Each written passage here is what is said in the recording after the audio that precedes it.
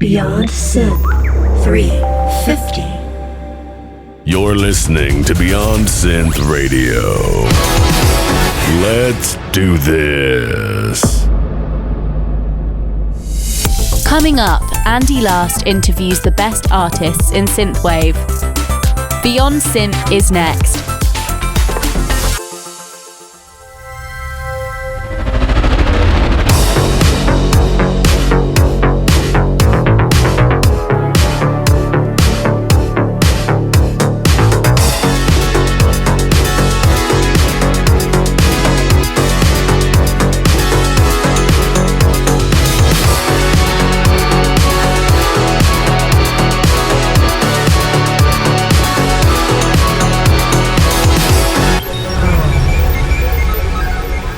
Hey there, welcome to the show. This is Beyond Synth, the best synthwave chat show there is. My name is Andy Last. I host the show. This is technically our 10th anniversary year. It's a little complicated because this is season 11 of Beyond Synth, and I started the show in 2013, but the first episode didn't air until August of 2013. So season 1 and 2 were sort of back to back, and that was back in the day when I only did about 15 episodes a year. Anyway, the point is, today I'm chatting with Starcadian. That's right, Starcadian makes amazing music. It's crazy that it's taken me this long to get him on the show, but we had an awesome talk, and hopefully you all enjoy the show, because I definitely enjoyed chatting with him. And before we get to that, I just have a few quick things to run through. We'll listen to a song, and then we'll be chatting with Starcadian. So for all of you listening, I hope you're enjoying the new Beyond Synth we've been doing this year. So I've changed the format a bit, so every week is a different kind of show. We've got the Marco and Andy Power Hour, we've got Trivia Time,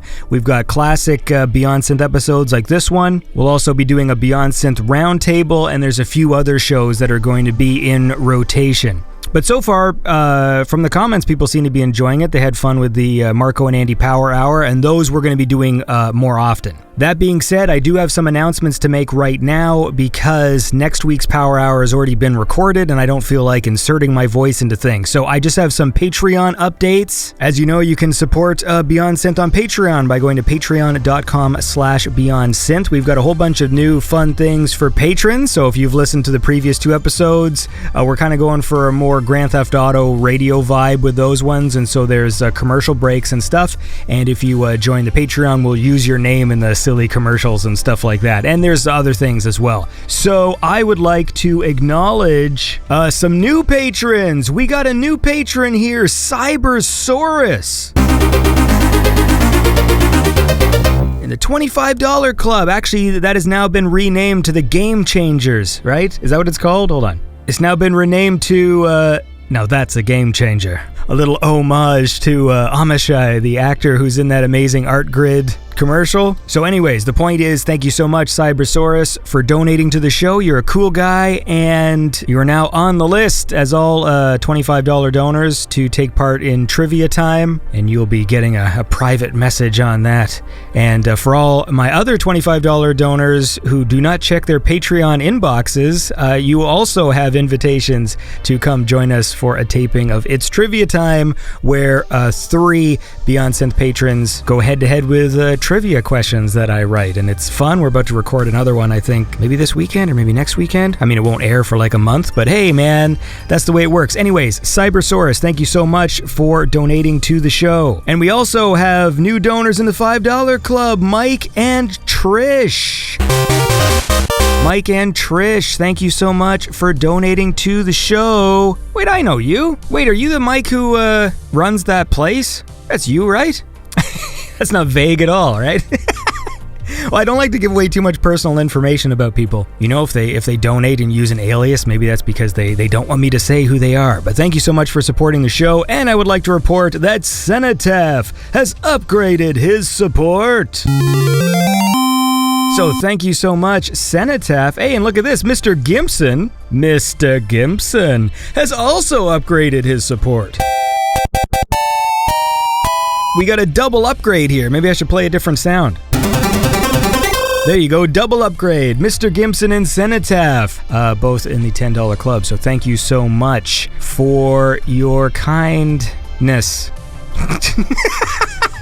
And what else? Oh shit, and we also have some birthdays here. Okay, I apologize to you all. I'm going to run through these really quickly because I know you're all here because you want to hear my chat with Starcadian, but I want to get these out so that not all of these birthdays are belated. It's time for Beyond Synth birthdays. Now that's a game changer.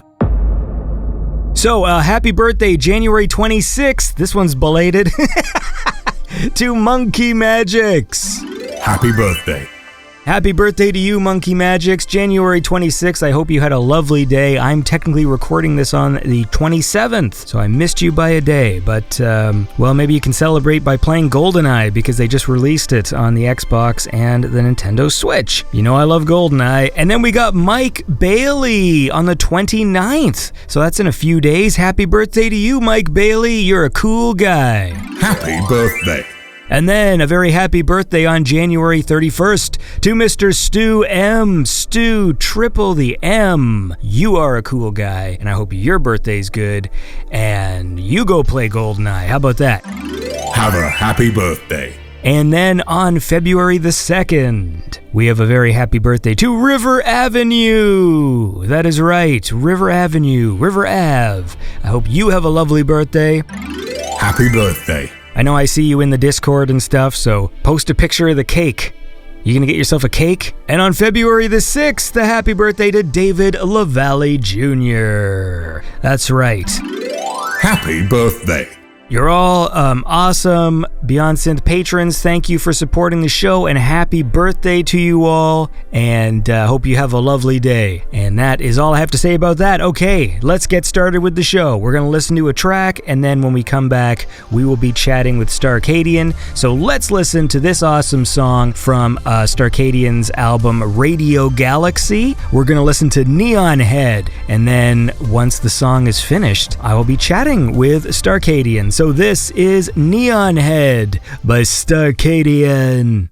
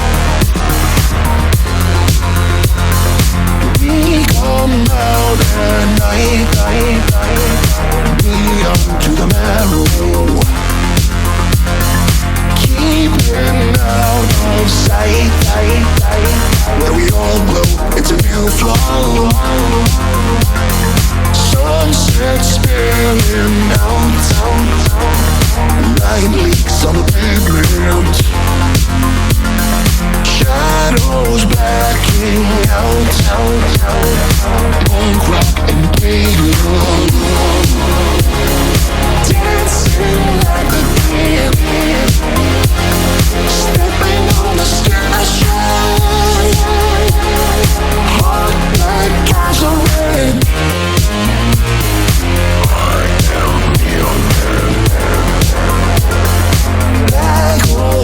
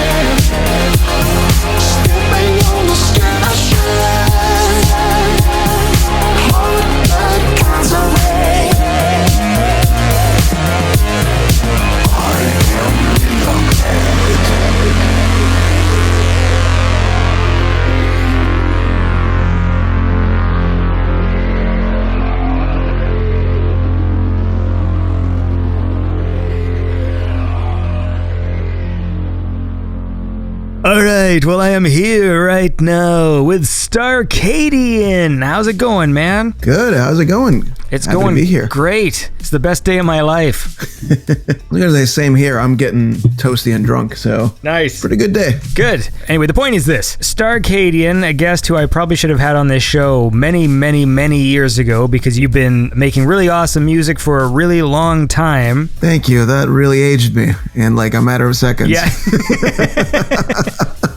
So sometimes there are just these artists that everyone just understands are great, that I think are great, that I also just sort of take for granted. Then I realize, like 10 years in, like, oh my God, how the hell have I never had, this person on the show or this person on the show? And you've been one of those artists who, right off the bat, were making such high quality music that I almost didn't trust it. There's a few artists like this I've been having on recently in the show that I have to basically admit, and it's a weird thing to admit, that sometimes there were some producers that were too good, and I was like, I don't know about this. Something feels wrong or something. And that's why I waited on having them on the show. It's a really stupid thing to say. No, I fully get you. You know what it is? A lot of synthwave people come from the metal genre, And one of the big things that comes with metal genre is authenticity. And to me personally, if I find out this up and coming, like kind of a gutter punk, crazy, wild, whatever musician ends up actually being an ex-A&R person and probably has like a house in San Diego and like, a couple of cars, I'm just like, that's not really, that's not that edgy at all, actually. My point being, I get your trepidation. I mean, it's a stupid thing because it's a human thing. You like something, you're like, why? What's the catch? When people are so good, again, this is weird. It's almost like I like creating work for myself, but it's almost too easy to play the big songs from the big artists because, of course, they're going to be good. So in a weird way, I almost take the great artists for granted. And then my mission is like, but I'm going to dig through like these kind of mediocre artists and try and find the hidden gems. And I'm going to, search all over the place. When I'm having a tough week trying to put together a playlist, it would be very easy to just be like, well, just throw on some Starcadian. He makes awesome music. It's always awesome. But the weird part is because it's so easy, because the music you make is so good that I almost feel like I shouldn't. I know this sounds so stupid. Well, honestly, it's a little bit. And I mean, I do appreciate all the kind words and all that, but I will admit that has been my design intentionally to be like, if you look at the videos, like Chinatown and Freak Night, both videos are about finding an underground club with a whole bunch of weirdos and freaks that are into the same stuff and they're having a whole lot of fun. And it's like this crazy, awesome thing going on that no one else knows about, right? And you just have to look for the signals, you have to look for the symbols, and you have to know where to go. And it's almost like I designed from like the first album to be like that and not just be this exhausted, annoying, grating, pump out 2 singles a month Bandcamp leech. Right. So I'm not thinking of anyone specific when I say that, but I'm just like, you see sometimes where you're just like, oh my God, can you like take those 10 bad songs, keep them, boil them, and then come out with like one good song? Again, no one specific, but like you just see the oversaturation. And I think intentionally from the start that we're just like, no, I'm going to be hard to find. I'm going to make sure everything is like, people are going to be like, holy shit, why isn't this big enough? And the reason honestly is because I don't really have a team and I wanted it to keep it that way and keep it underground. That way I control the output. I control the quality of the output and I don't have to argue with people about release dates and being pressured to release something every 6 months when I know it's going to be shit if I do that. So it has to be 2 to 3 years or else it's not going to be awesome in my ears, Right. Well, definitely the quality bar of your music is obvious, like from the get-go, and like all of your albums are just sort of full of bangers. Like even you put out like a 6-track EP. Like I was listening to Saturdays. I mean, when I'm prepping, I mean, obviously I have the songs that I already love that I want to play. I mean, like Love Top is a track I play all the fucking time. But then I was like listening to Saturdays and really listening to all the songs, trying to pick ones to play on the show today. And you're just one of those artists where it's really hard to do that, because even like a 6-track EP and I just kept next track. And I'm like, these are all bangers. Like, these are all pretty fucking great songs, And so I just end up going, I guess I like this one the best. Like, I don't know. Like, they're all awesome. I appreciate that, because to get an album together, I kill so many songs and I obsess. Even my biggest listener on Spotify hasn't listened to my songs as much as I have, because I don't like my voice, I don't like this, I don't like that, I don't like the mixing, and I will scrutinize it and just obliterate it until I'm like, okay, this isn't embarrassing, it can go out now. Like, I've listened to my shit way more than anyone else, and it's not a pleasant experience listening to it when you're trying to produce it. That's like the least enjoyable part, I guess, of the music making. But the intention is hopefully that people be like, oh, this is all really good stuff. And rather than be like, oh, here's a single, here's the banger, and then everything else just like filler just to get the Spotify algorithm, I'll be like, no, bear with me. Put it on beginning to end. Not only is there a story, it connects to the previous album and to the next album.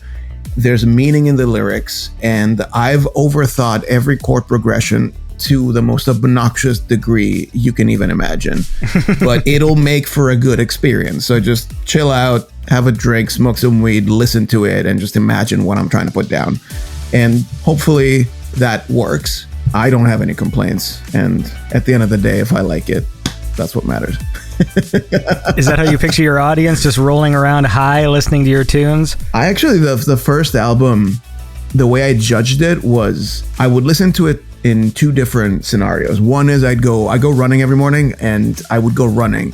If the music just makes me just drudge, it's just not good enough. It either pumps you up or like you get into it. Even a slow song, you can run to a slow song if you're super into it. And then the second scenario would be if I went out drinking with my friends and come back tipsy, then I would put it on. The very non-scientific reason being your heart rate's different, you're under the influence, everything seems slower than it should be because you're a little bit drunk.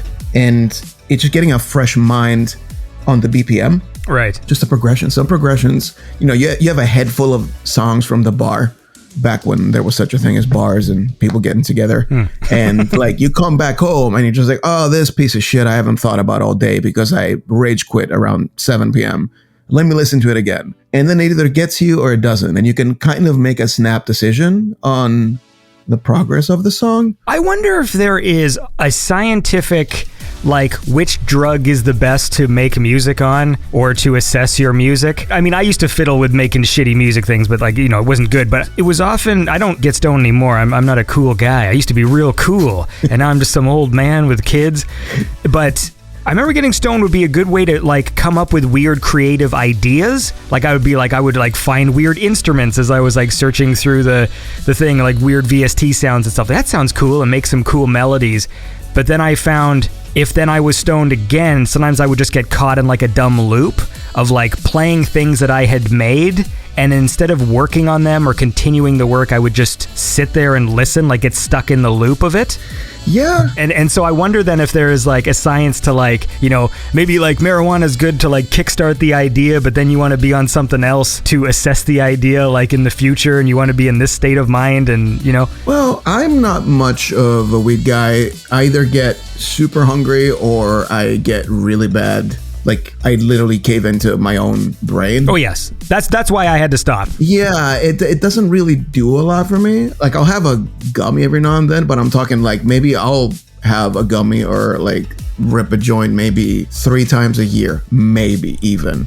When I write the music, I have to say I just do it stone cold sober, because it's at the end of the day, it's a craft, right? Like I think a lot of people know my day job is like doing computer graphics, visual effects and stuff like that. And there's a lot of minutia and stupid technical things you have to keep track of. And it's exactly the same way with music. Like I could just, I have an OP1. I can just dick around with the OP1 and come up with cool stuff, but then it will be impossible to put it in a mastering chain. So I have to be mindful of how I set up a song, how I record certain things. So unfortunately or fortunately, I am very much of sound mind when I record and write music. But I do think that finding something when you review music doesn't hurt. Like being tipsy won't hurt. I've never taken mushrooms, but I've always wanted to. I feel like that might be an interesting thing to review your own music too. I've heard good things about it. I've heard terrible things about it. I could tell you some terrible stories. Yeah, but I mean, the older you get, the more... Wizened. Is wizened a word? Wizened? Wizened or wizened? I feel like it's pronounced wizened, but then that sounds funny to me. It's written with a Z, right? Oh, fuck me. Hold on. Or are you looking it up? You look it up. Welcome to the Googling Things podcast, where we will say fuck all, and you'll just hear ASMR of us clicking. Well, it says this on Wikipedia. Oh, yeah, man. So you are correct. It's called wizened. Awesome. But yeah. Well, how about this? We'll continue this thought, but I feel like we actually should listen to some music now before we get too carried away. So I want to go back in time. We're going to go to Sunset Blood from Halloween 2013 when you put this one out. Yeah. And this album is just fucking fantastic, start to finish. So I picked Chinatown. I want to listen to the track Chinatown. So let's do that, and then we'll come back with Starcadian.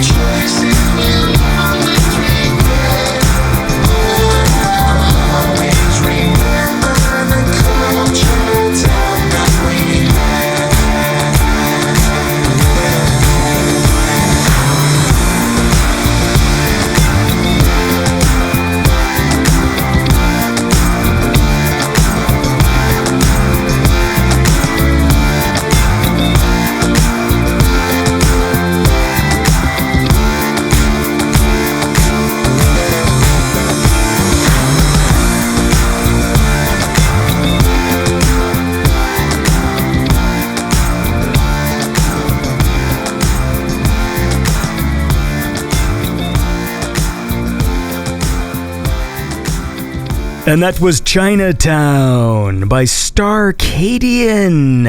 And I am here right now with Starcadian talking about weed gummies. Yeah, and for 2 wizards. seconds. Yeah. What do weed gummies feel like? In the beginning, it just, if you feel nothing for like an hour. What was I watching that day? Oh, someone made me watch Ninja Scroll, which I hadn't watched ever. I'm not a huge fan of anime, purely because technically there's not enough frames in the animation, and that just pisses me off as an animator. And I started watching it, and then I was like, I'm not feeling anything. And then as soon as you move your head, it's like your brain takes an extra 10 seconds to rotate with your head. And then you start noticing stuff, and then you just start noticing how little you understand of everything going on in the movie. And it's pretty much like that until you fall asleep. Did did it provide some subconscious like extra frames of animation for you? Oh yeah, there was definitely some interpolating. Also, that movie, incredibly fucked up. Actually, Iconoclasm, who was on satellites in New Sidonia, made me watch it, and I was just like, all right, I fucks with it. I'll watch it. And I got super high almost immediately. And then all I remember is a guy made of rock almost raping a person, and then blood and viscera everywhere. And then some old people chaining someone. And then there's 8 demons. And that's a bad time when you're high. That's such a bad time. I'm like, literally at rape, I was just like, nope. I need to be away from this movie. Yeah, anime's a funny one. I've never been like, I'm fine with it, but I'm not. I know obviously there's people who just like love anime, like that's like a big part of their deal. For me, I've never been. If the movie's cool, I'll think it's cool. I know when I was younger, it was novel because like I have an older brother, so when he would like bring home some kind of anime film and be like, oh cool, because it had blood and stuff, right? Because all the other cartoons we saw didn't have blood and boobs and things. I remember watching this one called The Professional or Golgo 13, and he's like this really awesome assassin. I remember like that was cool. Akira scared the shit out of me because I just found the imagery really upsetting. Yeah. Because I was young, so like at the end with like the weird mutant kid and like is like fucking expanding and there's like tentacles and robot parts and stuff, it just really upset me. I should probably revisit it because I mean obviously everyone loves it, but yeah, it's purely a financial decision that somehow turned into the identity. I can tell you firsthand, being a poor schmuck animator that just needs to pump out minutes and minutes of animation is not fun, and you kind of have to cut corners. So I get it. As a kid, I was just like, but there's less of this movie. I don't like this. And it's a shame because now I'm kind of starting to appreciate it a little bit more. However, I did indulge in some pretty fucked up cartoons when I was a kid. My mom, she would just put stuff on VHS to keep me busy.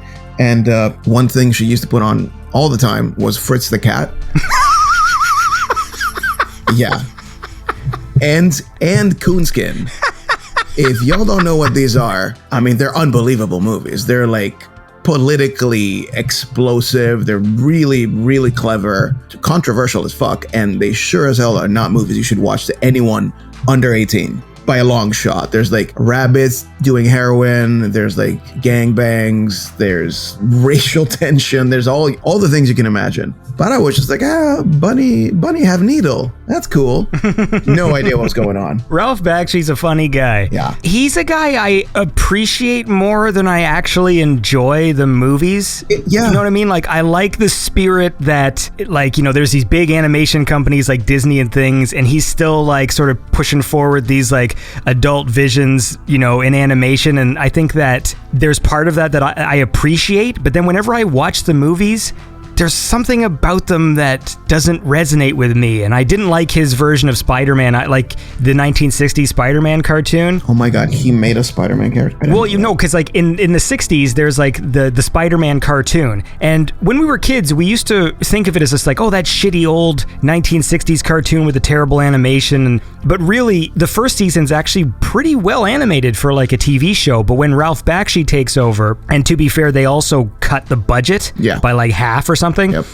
And so once he takes over, it was clear that that dude just doesn't like Spider-Man, because like instead of the villains being Spider-Man villains, they're all of a sudden all these like Nazi generals that are from Mars, and they're all these like people who have just green skin humanoids that like live underground, and like oh my God. He reuses the swinging animation. There's these sections where Spider-Man will swing for like 5 minutes.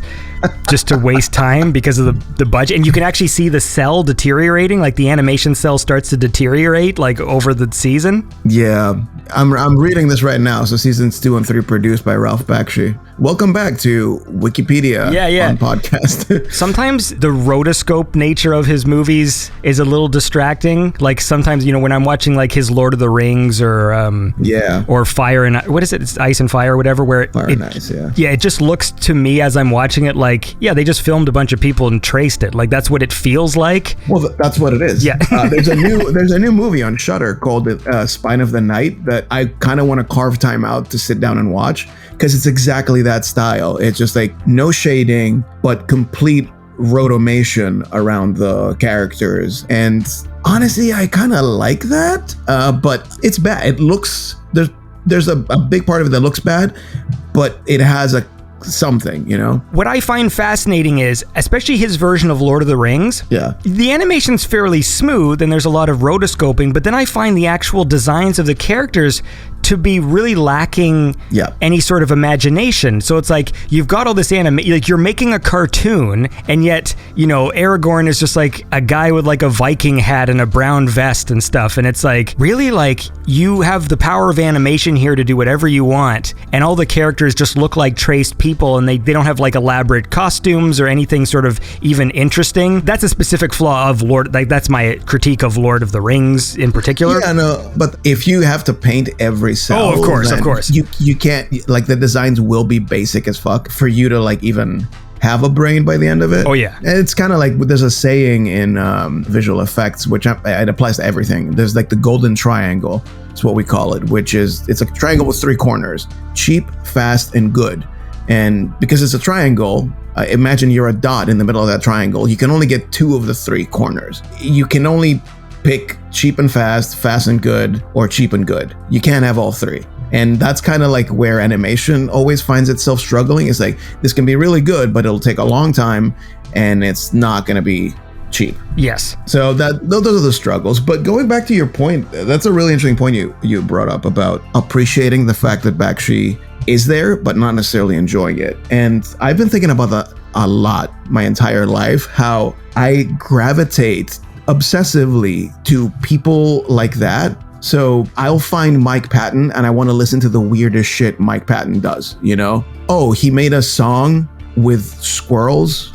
Right. I'll buy the album. I will listen to it. I won't love it, but these are the things I want to find, movies that other people are just like, that's not a movie. I don't know what the fuck that is. That's the stuff that I can ingest at this point. And it's not necessarily enjoyment all the time, but it's appreciating the fact that someone's making the effort to do something outside of the templates. That's huge to me. I think now it's even way more important because we are so like drowned in content. Yeah. Sometimes I just need to see a risk. And it doesn't mean it's going to pay off. It's the same in doing this show. I obviously listen to a lot of synthwave. I'm pretty much all I listen to is stuff in and around the synthwave scene. So I end up, a lot of the music sort of sits in the middle of just like, yeah, this music's fine. It's synthwave and it's fine. But I will always immediately, if someone sends me a track or I find somebody that has like a weird vocalist who I haven't heard, doing something strange or an instrument choice I haven't heard or something,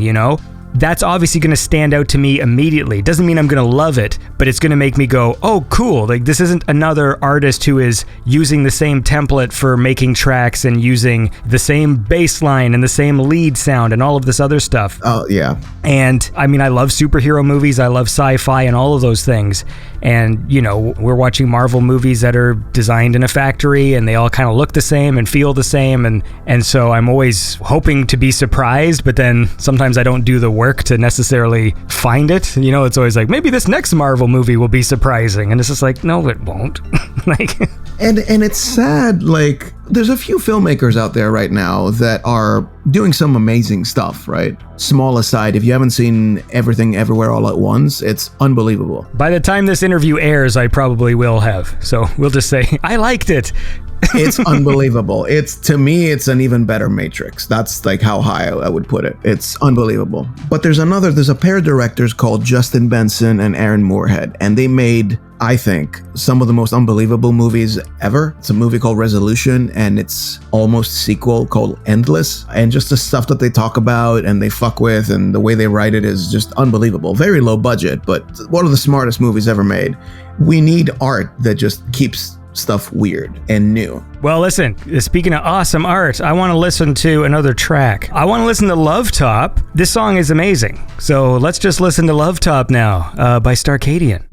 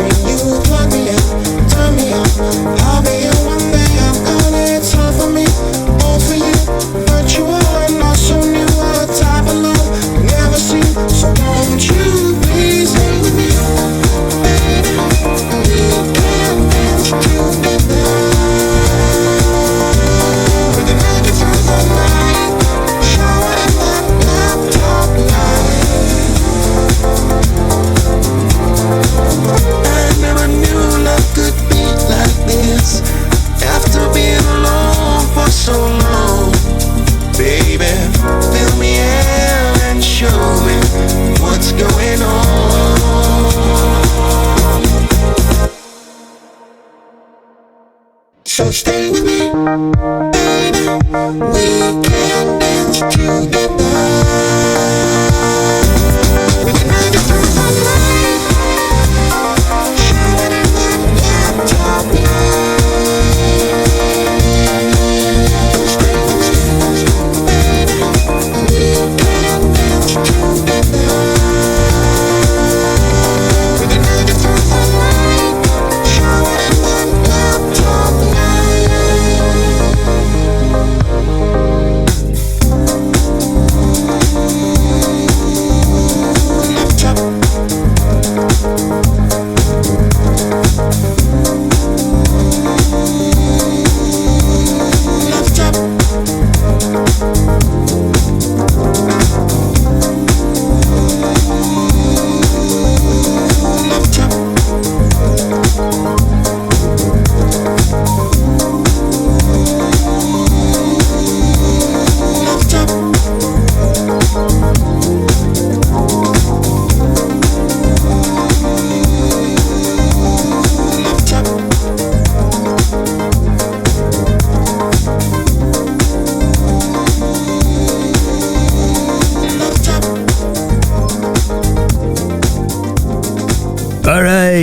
And that was Love Top by Starcadian. I listen to this song all the time, man. This is a fucking fantastic song. Thank you. The end. That's my... Do you know what it's about? Nope. This was in 2011. A good friend of mine, Jeff, he's an interesting guy. He was really excited about the new MacBook Pro at the time. And it was like, oh man, look at this thing. This looks so beautiful. Makes you want to fuck it. Jesus Christ, dude. And I was giggling about that all day, and then I was just like, well, I can't make a song called Fuck Top on my first album, but it started as that, as like someone actually falling in love with their laptop. Then it just turned obviously into a more romantic song, but the origins of the song, yes, it's about a friend of mine wanting to fuck a laptop. I'm jokingly. Oh, Jeff. What a wacky guy. I understand his sentiment because I recently purchased one of these new MacBooks, which I had to literally sell almost everything I own to afford. Yeah. And I haven't fucked it yet, but you know what? Honestly, this is one of the first pieces of equipment where I just keep on telling people how happy I am with it. I always buy like kind of cheap to mid-range things. And this is like the first time I'm like, you know what? I'm just going to get the good one. Like, you know, even though make the sacrifice. And I'm really enjoying it. I keep on telling people, I'm like, hey man, I'm really enjoying this laptop. So there you go. Yeah, no, you know what? That's happened to me with the iPad Pro. I spent years trying to escape the Apple ecosystem just because, you know, a lot of their aspects suck. And I tried Android for 2 years, and it's just like, because I tend to sketch a lot on my cell phone, it just didn't work. And I veered from MacBooks to Microsoft Surface Books. Almost every single one has either had a failing touchscreen or an exploding battery. I shit you not. Never buying another Surface laptop. And then eventually I just got an iPad Pro from 2020, and it's magical. Like, I'm actually writing songs, fully produced songs, on this little tablet. And on my downtime, I can play Alien Isolation on it. Like, what the fuck? We're living in the future. I'm not a fanboy, and I never have been, of anything. And so I know it kind of, you sound like an asshole when you're just like, say like, oh, but I like Mac. But I was saying this a few months ago on the show. I'm like, look, I'm 40 years old, man. I've been video editing for like 20 years. I've used PCs and Macs and all this stuff. And I just think Mac products just feel better. Like, even when you compare like a MacBook laptop to like a high-end PC laptop, even the touchpad on MacBooks, just the way they register your touch just feels better. And I find the tablets as well. Like, if I go to the store and I just sort of play with like an iPad and I play with like a, you know, like a Samsung tablet or whatever, I don't know what it is, I can't explain it, but the way it registers my touch just feels better. It's like quicker and more responsive. And if I find I do use an Android tablet to take notes and stuff, and it's fine, but I mean, when it comes time to like actually touch the screen and slide apps around and stuff, it's just not the same. It's just not the same. I don't know if it's public knowledge, but I remember going to like a computer graphics convention called SIGGRAPH many years ago. And it was like before the iPhone, so in the mid 2000s. And I met the guy who wrote the multi-touch touchscreen technology, or I guess he spearheaded the department. He couldn't have written the whole thing by himself. But as far as I understand, these things are copyrighted pretty heavily. So no one can use the technology that Apple is using for the latency and the multi-touch. So whatever Android's doing, they're doing their own thing, which is just not as fast as Apple, apparently. Yeah, there's definitely something. Like, and I know it sounds stupid because obviously there's always those people who are just like, you know, they get all upset when you talk about Apple stuff because they just want to hate it. And believe me, I want to hate it too. I don't like being tethered to this certain aspects of this, and I don't like the idea of spending as much money as I spent on this laptop. But at the end of the day, this just comes from the experience of, you know, 20 years of my life bouncing back and forth between systems. And like, because there was a moment about maybe like 3 or 4 years ago where I said, you know what, fuck it. Next thing, I'm just going to invest in a high-end PC. I'm going to switch to all Adobe products, and I'm going to say goodbye to Mac forever. And then literally went the complete opposite direction. And I was like, you know what? Fuck it. I'm just going to stick with Mac. And then I bought everything Mac, like got a new phone, you know, got a tablet. And that's the thing. If you're Marvel versus DC or Apple versus PC, like, bully for you. No one gives a shit because I'm not getting any younger and I need to pump out music. I need to do stuff that I think is cool. And if I'm going to sit there and install third-party audio drivers to my Windows machine because I can't use a microphone to record an interview, well, I'm sorry. I'm not going to sit here and argue what you think is more efficient. Like, I just need to get my shit done. Priorities should not be brand allegiance. It should be like, is it a good product? Good. Done. At the end of the day, it's like they're tools. Yeah. And it's always been weird to me when people... It's the same as the video game, when there used to be like the console fanboys and stuff. Like, to me, it was just like arguing about dogs versus cats. It's like, can't we just all agree that we like video games? Like, who the fuck cares what we're playing? Like, all the controllers are the same now. I mean, I own all the consoles. I can interchangeably switch from an Xbox to a PlayStation to a Nintendo. Like, all the buttons are in the same place. The triggers are in the same place. Yeah, but this is the bullshit that keeps the machine running, right? It's Kanye versus Drake. It's PC versus consoles. This versus that. It's the discourse with a capital D. That's what it is, and ultimately that's the product that everyone is selling, creating, and buying, because you need your outrage YouTube videos. You need your, with the thumbnail of the guy with an exploding brain, like, oh my god, like all that bullshit. I mean, that's what my song Propaganda is about. It's like, we've forgotten about the actual content, and I fucking hate using that word, but we've forgotten about the art itself, and it's more about the discourse. Like, that's the product. Who you get in an argument with on Twitter, that's the product and the service. And it's sad to see people fall for it. Yeah. And not that I haven't fallen for it, I'm not that smart, but like when you start realizing, you're just like, oh my god, this is what's happening. And then you start becoming more moderate in your thinking and critical thinking, and just trying not to get angry at everything. Yeah, because there's been points in my life where I would get sort of like sucked into those stupid YouTube wormholes, and then I took a step back and realized, oh, like most of the fights that are taking place in the arguments, they're like the extremes arguing with the extremes.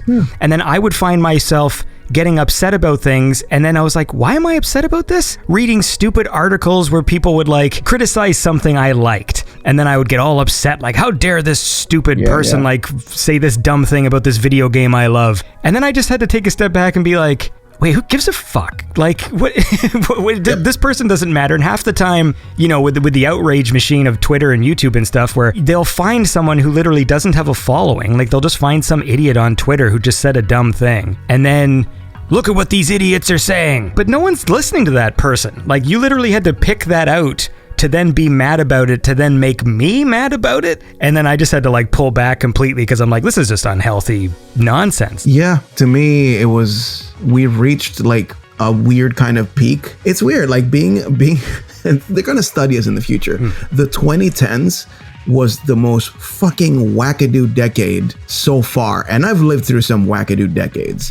This one's not doing too bad either, but like the 10s were something else. Like, just the beginning of the 2010s was the end of the music industry as we know it, not because of the quality of the song, but I do think Blurred Lines was the beginning of something big, by Robin Thicke. It was this one year, 2012, where it was Miley Cyrus, Wrecking Ball, and Robin Thicke, Blurred Lines. Number one, that lawsuit that the Marvin Gaye estate had against Blurred Lines changed music legality forever, because they won. So now anyone can sue anyone, even if their song is vaguely reminiscent of something. They sued over a fucking cowbell groove. Just think about that. It's so weird to me, like, because I don't have like some huge like musical encyclopedia in my head. I just sort of know what I like, and I do, and I'm telling you, that is fucking insane. That one was weird to me, because even because you can watch those YouTube videos where they're like, they stole this lick from so and so, and then you listen and you go, okay, I hear it, I do hear it, like that sounds very similar. And then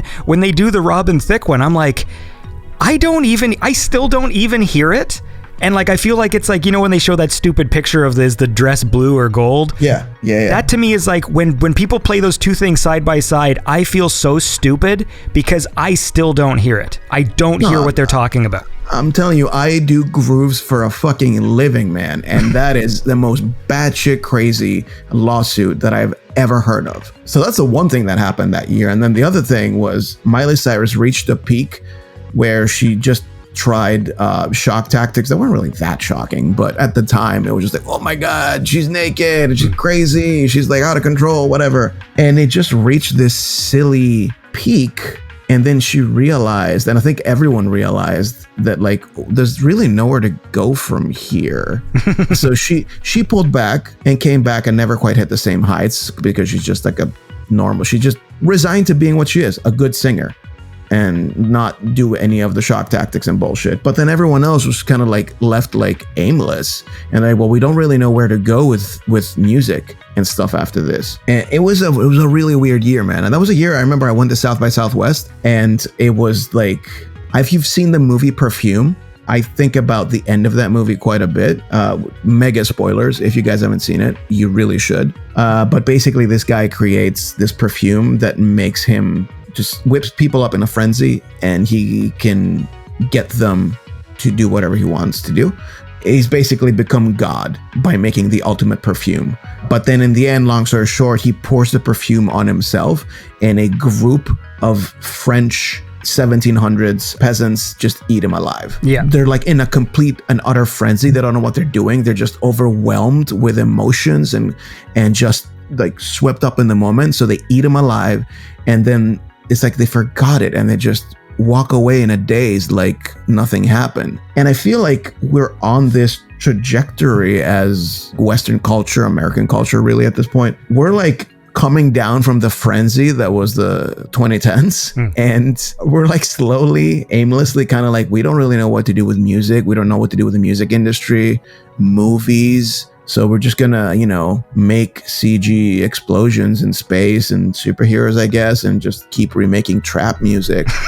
It's listless. It feels listless. I'm not saying my music is the solution at all. I don't know what the solution is. It's like this hunch I have of like, I don't know where we're going with art. I mean, I have thoughts, but like, I don't think there's a consciousness anymore that's shared by the masses as far as art goes. And maybe that's because of the internet. I don't know, but it's an interesting time. Well, I tell you where we're going. Yeah. We're going to Saturdays from September 2014. Just 6 solid bangers, man. So I just basically picked a couple cool ones that I want to listen to. I want to listen to Ultra Love. I feel like a lot of the tracks I've picked of yours have the word love in the title. So let's listen to this one because it's a cool track. This is Ultra Love by Starcadian.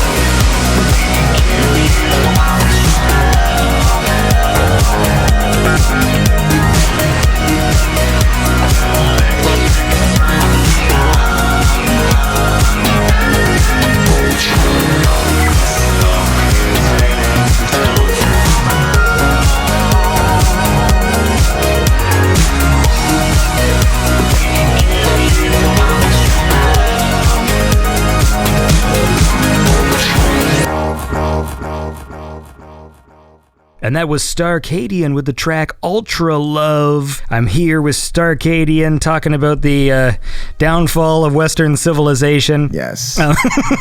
Bring it down. We're done. I do see people talk about this a lot, you know, that there was apparently at one point a more of a shared culture, and now we're sort of all fractured in all of these different places. And so I think, yeah, when there was less things on TV, all of us sort of had more cultural like touchstones with each other. Now we're all in our own little worlds, and you can literally watch like a whole thing, like 10 seasons of a show that like literally no one's ever heard of, and all these different music scenes and things like that. And it's interesting to see the effect on people. Yeah, no, that's actually a good point. It is the fact that everything is fractured, and it's a good thing. I mean, hey, if it wasn't fractured, I wouldn't have had an audience, right? Like, the only reason I made any kind of name for myself is because I had the tools to reach people through the internet without going through fucking labels and managers and all the people that I've been avoiding for my entire music career. But yeah, there's fiefdoms now. There's no shared consciousness. And it's good in a way that now there's no gatekeepers. There's no Ahmet Erdogan, you know, who was signing all the rock bands in the 70s to deem you worthy of being a puppet for the labels. And there's no, you know, Weinstein telling you how to cut your movie and like completely hijack your entire film and production and be an awful piece of shit at the same time. There's not really a lot of space for those people now, which is a net positive. But yeah, I think we've lost, it sucks to say, but I think we kind of needed gatekeepers a little bit more. To what you're saying, the Netflix example is that perfect thing where you see what happens when a company was just throwing money all over the place, and they weren't operating what's the word, like a good gatekeeper, because they're just saying they're just funding all of this stuff and then canceling things after a season, when I believe personally what they really should be doing is just like, let's just focus all of this money on, like, 5 or 6 must-watch quality things. Like, stop giving money to everybody, because, like, when you flip through Netflix, there's just a lot of shit. And, like, sometimes you'll watch a show and be like, wow, this feels cheap. Yeah. Just, like, the camera work and, like, there's all this stuff that feels cheap. Occasionally there'll be, like, a cartoon that actually, like, I started watching the first few episodes of Arcane, and I was like, oh, this is, like, a really good-looking, neat-looking animation style, right? And then you'll have that, and then you'll have these other things that sort of have that lower budget Family Guy kind of look. Right. Very animated digitally and very flat, and obviously that's, budgetary things and stuff, but it definitely shows the way that they're spending their money on just like random things instead of being, I guess, like responsible about trying to raise the bar quality wise. Yeah, I mean, we're firmly obviously in the realm of, we don't have art, we have content, and it's just slop for the piggies, and it's bad. I copy that from the Fraudcast, the podcast I love to listen to, but it's a trough, it's an endless trough, and it's just slop, because they know Robert Downey Jr.'s in it. You're gonna watch it anyway, so shut the fuck up. Like, you're not gonna watch the fact that, like, the CGI is subpar. Hey, you talking shit about Doolittle? Is that what this is? Man, I love that that's the first movie that came out after his contract was up. I'm like, at least you're embracing the fact that you're just cashing it in. Because I'm honestly not saying that sarcastically. Like, you reach an age where you gotta get some money. Yeah. Well, his deal is amazing. Could you imagine getting paid all that money and literally like half of your shoot days are just you sitting in a chair doing all of the close-up face shots for when he's in the Iron Man suit? Oh, I mean, I'm telling you right now, if you ever see me on like Strictly Come Dancing or like doing a Cars for Kid album, I did this because like I wasn't a millionaire when making the real shit. So I'm gonna date this, and you guys can hold the receipt up, and I'll be like, I don't care. Yeah, I still made money. Sometimes people they'll say selling out when they don't mean selling out. Yeah. Because to me, it's very simple. It's like selling out just means when you do something that is against your moral principles for money. Like, that is true selling out. It's like, if you totally believe, I believe in the environment and, I believe, global warming is a problem and blah, blah, blah. And then someone gives you $1 million and then you just do commercials for oil companies and shit and like film a commercial about how it's great that one of their ships fucking cracked a hole and just poured like billions of tons of oil in the ocean or whatever. Yeah. Then that's selling out. There's nothing even wrong with doing commercials, or if you like the product. Like, I would do commercial even if the product sucks. Like, if I drink Coke, I would take a ton of money to do a Coke commercial. Like, even if I think that it's unhealthy, I'd be like, dude, I drink it. I mean, they might as well give me millions of dollars if they're fucking eating away my stomach with acid. Like, I might as well get some money. I mean, yeah, and you're right. I mean, look, if it's not morally reprehensible, what the fuck do you give a shit? Like, what do you give a shit if George Clooney made a Nescafe commercial in Italy? You'll still have Batman and Robin, the high piece of art that he made just for you. You'll have that. It's fine. Dude, I just watched that last weekend again. You know what? I'm not gonna die on that hill, but I will bring up the fact that I don't like that movie, but I appreciate that movie. Well, see, here's what I was thinking. Okay, so it's obviously a horrible piece of shit, but it is really entertaining. Like, I forgot how fun it is to watch, because, we're so inundated now with CGI movies. When you watch that film, a lot of that is like, they built those giant sets where there's fucking neon lights of every color coming from different directions. There's purple light over here, red light over here, sparklers going off and all this stuff. And it is actually like a practical, giant, gaudy, audacious nonsense thing that they're filming. Exactly. I'm going to bring some hate mail. I apologize, but this is my stance. I like the 2 shitty Joel Schumacher Batman movies more than the Christopher Nolan movies by a fucking very long shot. I'll tell you why. I'm a grown-ass man. I've been through some hard shit in my life. I do not want to go to the movie theater and watch a movie that looks like Michael Mann, where everything is super gritty and real. I'm done with gritty and realistic. It's fine. Theatrical is fine. Indiana Jones was theatrical. It still worked. Fucking even Citizen Kane was theatrical. We can be cinematic. It's not like a bad thing to be cinematic. I never liked the Christopher Nolan Batman movies because they're just ugly. Again, Batman Forever is gaudy. It's tacky. But that's the fucking point. Like, the dude came in, you know, and I love the Tim Burton. I think the Tim Burton ones obviously are the best ones. Yes. The new one was pretty good too, but I grew up on the Tim Burton ones. But Schumacher came in and he was just like, I don't know, that stuff is really down and dark. Let me just make something like crazy and funny like the 60s TV show. I fuck with that. That's a thing to do, you know? It's a statement. It is a thing to do. Statement, but it's a thing to do.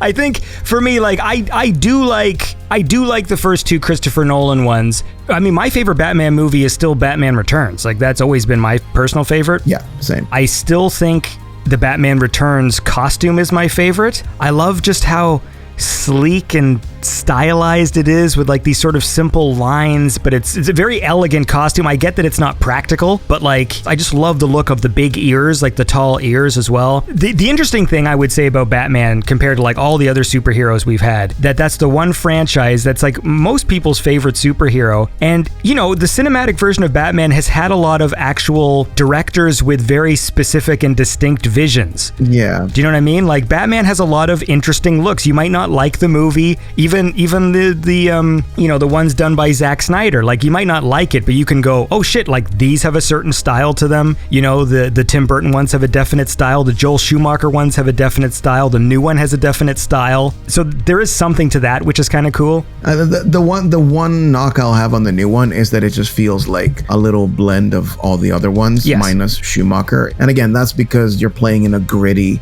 realistic, piss-colored sandbox. And I'm like, can we just move on from this? Really? Like, can we just at least give me one thing? Give me a Gotham where we didn't fucking invent tungsten lighting and everything isn't yellow. That's all I want. And then you can have your gritty 3-hour Bororama, but make it blue. Yeah. Don't make it yellow. Well, listen, I want to make, I don't even have a segue here. I want to move to Deep Cuts because I want to listen to the track that I like. You know what I like? I like the New Cydonia, the alternate version. Yeah. That's a cool song. And I want to listen to that right now. This is New Cydonia, the alternate version by Starcadian.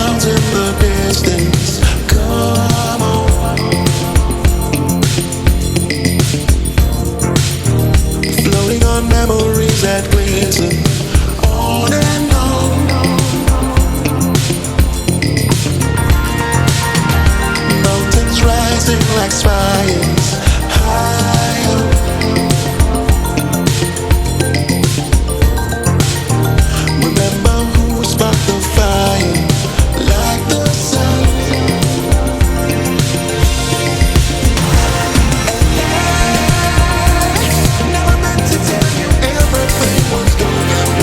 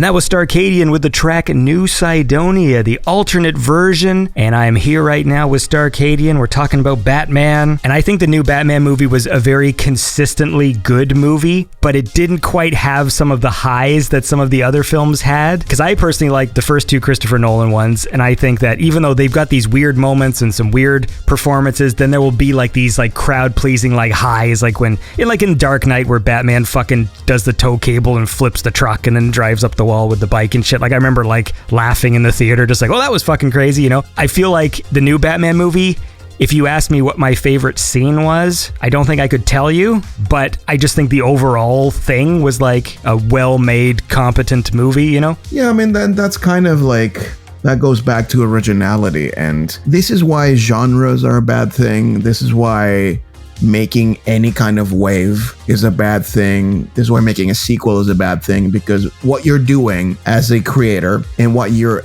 needing as an audience is to get that high that you got the first time from that original piece of work. The moment you do it again, and you can do it 1,000 times better, it does not matter. The high will not be the same. That's why people go from like, I don't know, White Claw to whiskey, because it's like, it's at some point you're like, this doesn't quite hit hard enough. If the high is what you're looking for, you're not gonna get it by like, it's bigger and better. It's just not gonna work. And any kind of genre in music has the same kind of problem. And it's not a new thing. Like, remember hair metal? And I like hair metal, but hair metal was the trap of the 80s. Like, one guy made the sound, I guess Poison were like the Gucci Mane, right, of the 80s. They got the sound, or Birdman, and then everyone else just fucking ripped it off. And of course, every iteration is like a degrading JPEG. Eventually it's just bullshit. And then you end up with Cinderella. Or Travis Scott. That's just pure filtered residue, you know? That's everything that ends with wave, that's what happens to it. And then it dies and it comes back in a different way. The simple solution to that, it's simple, but it's hard, is make something new. Buy things that are new, support things that are new, and you'll get more of those highs. Or else we're just gonna have to go straight from weed gummies to black tar heroin. No, we're gonna watch like fucking Shia LaBeouf playing Batman, and then he's gonna have Joker, and everything's gonna be piss colored, and I'm just gonna have to go in a mental asylum. I'll be the Joker. I'll turn into the Joker because I'm done. Yeah. That's the one thing that does actually bug me. There's things I think we still haven't seen, because I like Batman. I love the Batman animated series. That's like obviously one of my favorites of all time. Now that we've gotten another, we're going to be in this Batman universe for a while, and it looks like it's grounded again, which means, oh fuck, are we just going to have another sequel with like another Joker? Like, I want to see some of the villains we haven't seen on the big screen. I want to see fucking Clayface. I love the Clayface one in the animated series. It was like T-1000. Like, but you need a wacky science fiction Batman universe to have Clayface exist. So I think we need to go full comic book. I mean, honestly, now as I'm saying it out loud, I'm like, oh, I don't want to see that either. Just don't make a Batman movie. I was gonna go somewhere with this, and then I was like, no, I don't want to see that shit either. Just make a divorce drama for like 10 years, then give us a Batman movie. Let us detox for a second. I mean, it is true that detox is important. Like, I feel the same way with video games, you know, where if I'm playing like an open world like fantasy game, and then all of a sudden someone's like, oh, you know, like the new whatever, everyone was all excited about Elden Ring, and I'm just like, but I'm already playing an open world game right now. Like, I need something in between, like a first person shooter or a puzzle game, or oh my god, I have a tab open reading about this fucking boss in Elden Ring that's killing me right now. That's so funny you bring that up. So in 2019, right before the pandemic, I was back home. Someone was like, oh, you gotta play this game called Sekiro. I'm like, oh, fucking, isn't that the company that makes really hard games? And I got it, and like I don't like hard games. Like, I'm at an age where I'm just like, nah, I want Skyrim on easy mode. I just want to go, dude, I want to pick flowers and fucking. Dude, can I just say something right now? You and I have never spoken before. You literally just say it. I say this every day on this show is my example, and people tell me, play Elden Ring, play fucking Dark Souls, play fucking Bloodborne, and I always say this exact phrase: I like Skyrim because I like to just boot it up every 3 months. I choose, like, I walk up to a person, they give me a mission, I press X and open up my map, and then I see the dot, I fast travel to it, I collect the item and deliver it, and like that satisfies me, and that's why I've never touched any of those other games. But you're about to tell me why I should. Yeah. So I'm the same way. I still am the same way. Like, I bought Dying Light 2 and Elden Ring at the same time, and I just released Radio Galaxy. I'm like, I need a fucking breather. I need to sit down and like relax for a minute, because I'm like doing all these other things that are coming soon with Starcadian. So I'm like, I need to fucking relax. So I boot up Dying Light 2. I liked the first Dying Light. For those that don't know it, it's an open world zombie game. It's amazing. Like, you do not believe the quality of the gameplay, because it's a studio I'd never heard of before. Where it takes place is really cool. It's a whole vibe. I love that fucking game. So I bought the sequel and Elden Ring at the same time. And within a day of playing both, I uninstalled Dying Light 2 for now, and I just tripled down on Elden Ring, because I just discovered this like new, it's obviously not new to anyone else, it is to me, this genre called Souls-like that I actually got introduced to by Jedi Fallen Order. And I'm like, wait, so you're saying that I have to die again and again and again and lose coins, and I will like this? This smells like bullshit to me. And it was bullshit for a long time. And I'm like, why would people ever want to do this? No, I have to pay taxes. No. But here's the thing. I was talking to a friend of mine as I was playing Fallen Order and Sekiro, and both equally hard. Sekiro's, some say it's the hardest game ever. I don't know. Kicked my ass. And I was like, I don't know, man. I don't really like these games. Like, they're just hard. And he's like, well, what would you call these games? I'm like, action games, like third-person action games. I'm like, they're not. They're puzzle games. And that's kind of when it clicked for me. Oh, you're not actually like, you don't just stomp on the buttons. Like, you play, you're supposed to die, and you use that death to kind of read the patterns of the enemy. So it becomes more of like a dancing rhythm game. And then you get it, and you're like, oh, okay. So like slow and steady is how I'm supposed to play it. After a while, it kicks in, and I gotta say, I'm like 40. I've been playing for 140 hours. Elden Ring, I am 40% completed. So I've done jack shit in 130 hours. But man, it's turned into a complete obsession. Like, I love this game, and it makes zero sense. If you held a gun in my head, I couldn't tell you what the story is. I was like, oh, guy on a horse killed big shit. That's the story, because everything else is so obtuse. Apparently George R.R. Martin wrote it, but you could have fooled me. It's gorgeous. And the feeling, like the palpitations you get from killing a boss like within an inch of your life, I don't know other games that can give you that, if you're looking for that. So many people tell me this. So after a while, it's got to be like, well, obviously there's a reason why people, whenever they play these fucking Demon Souls games and Bloodborne, once people get into it, I hear an earful about how, like, no, you don't get it, man. You like, once you play these games, there's nothing more satisfying and blah, blah. And enough people have told me that in my life where I'm like, all right, one of these days, man. I just feel Elden Ring is probably the one I will do, just because I feel like the open world aspect might be a nice cushion for me to like sort of ease my way in. You know, if I'm like fighting a difficult person, I can be like, you know what, maybe I'll run away for a while and try again later or something, you know, like. Which is totally doable, but let me ask you this. Do you like Star Wars? Yes. I don't know. Some people are, you know. Well, it's funny just because you and I have never talked before. So, like, we're hitting on all the things that, like, we talk about a lot on the show. So, this show, the Batman comes up quite a bit. Star Wars. There you go. Although, to be fair, like, after Last Jedi came out, it was, like, pretty much 2 years of me complaining about that film. But. Oh, man. So, don't start with Elden Ring. Don't start with Sekiro. Don't start with Bloodborne. Start with Jedi Fallen Order. That's how I started, because it's like, it's a really fucking hard game, but it's not as hard as these games. That's the gateway drug. That game does, I think, it's a better way to ease you in it. It's more polished in its description of what you're supposed to do, rather than be like, oh, you're going to die a bunch of times and that's how we fill up your time. Yeah. So it'll make sense. And it's also a really fucking good game. I would give that one a shot and then see, like, if you get the rhythm of that game, then you should totally get Elden Ring. All right, man. Or you can raise your children and actually have a life. Like, I don't know which one floats your boat the most. Well, I'll tell you what floats my boat is listening to cool music, all right? I want to move ahead to Radio Galaxy. There's a whole bunch of awesome songs on this. I want to listen to Satellites. So let's do it. This is Satellites by Starcadian.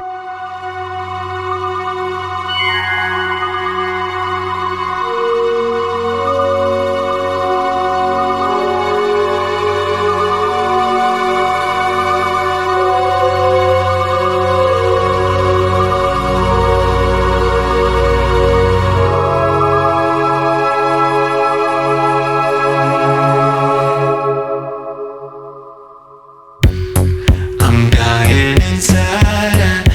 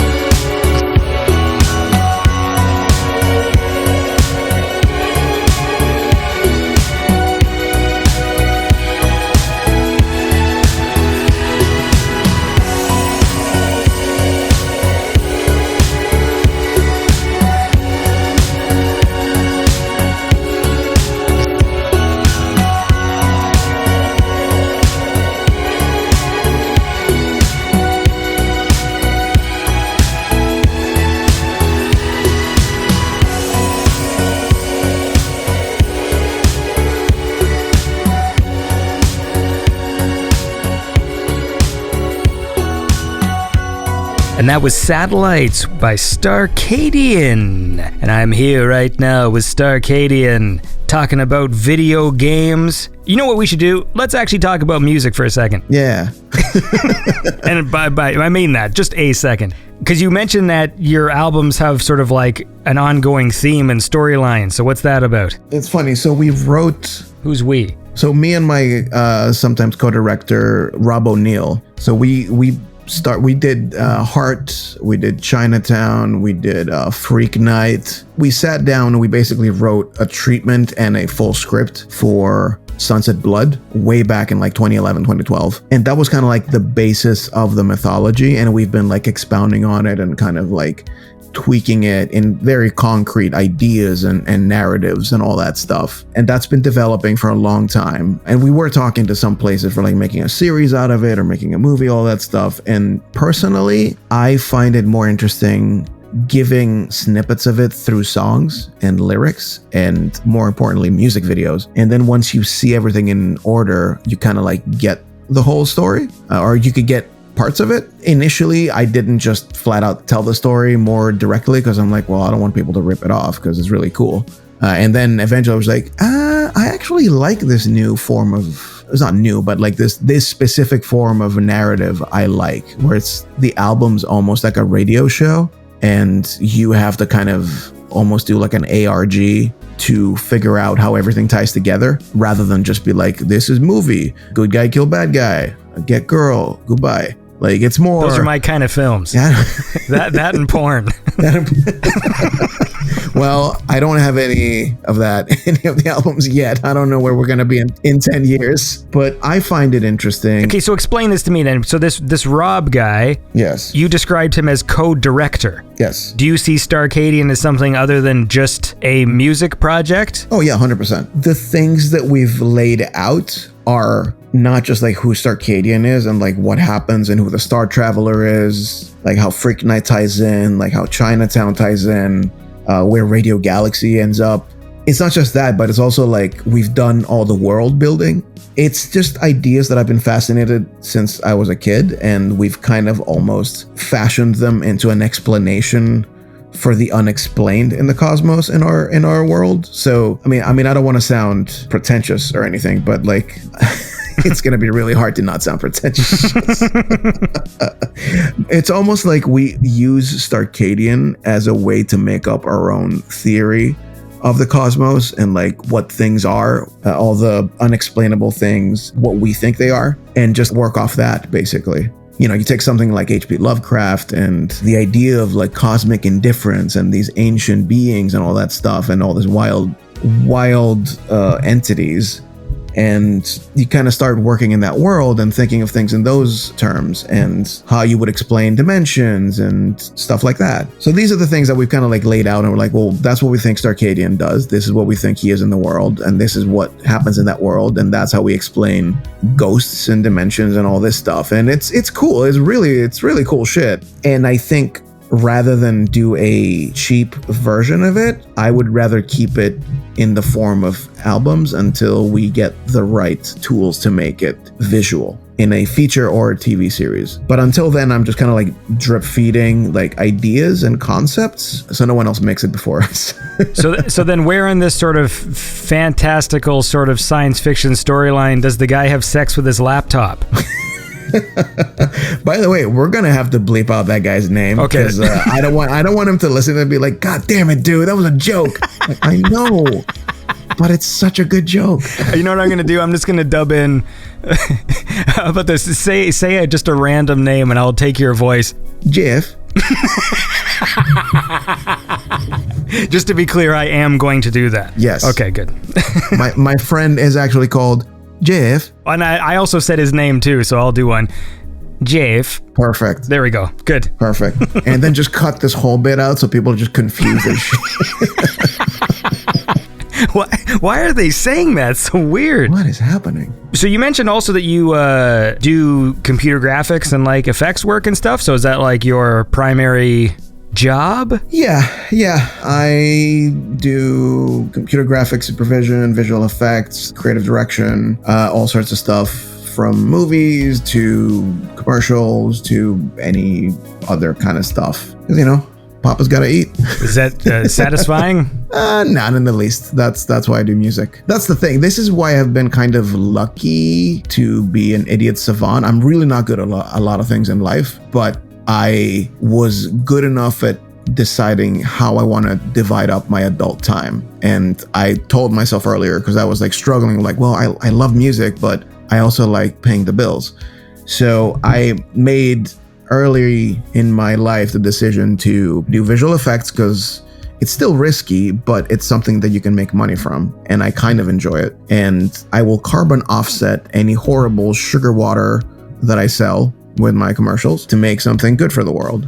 And, you know, any and all funds that don't pay bills and rent and stuff like that, like all my extra money I pour into production of Starcadian, music videos, stuff like that, and just try to bring some good in the world, really. So then the stuff you do, like as far as effects work goes, is it like a creative job, or are you more of like a task manager kind of dude? I'm getting more into the managerial side, but I'm still firmly doing a lot of the visuals. Yeah. Once you get the taste for it, you know, it's slightly more satisfying than just kind of delegating stuff. And, you know, I still, as much as I complain, I still enjoy doing some cool visuals every now and then. Do you apply some of that stuff to like the Starcadian music videos? 100%. Okay. And the whole thing with it was that whatever I learned from the day job, I will basically make a video around it. I was the VFX supervisor for a movie in 2018.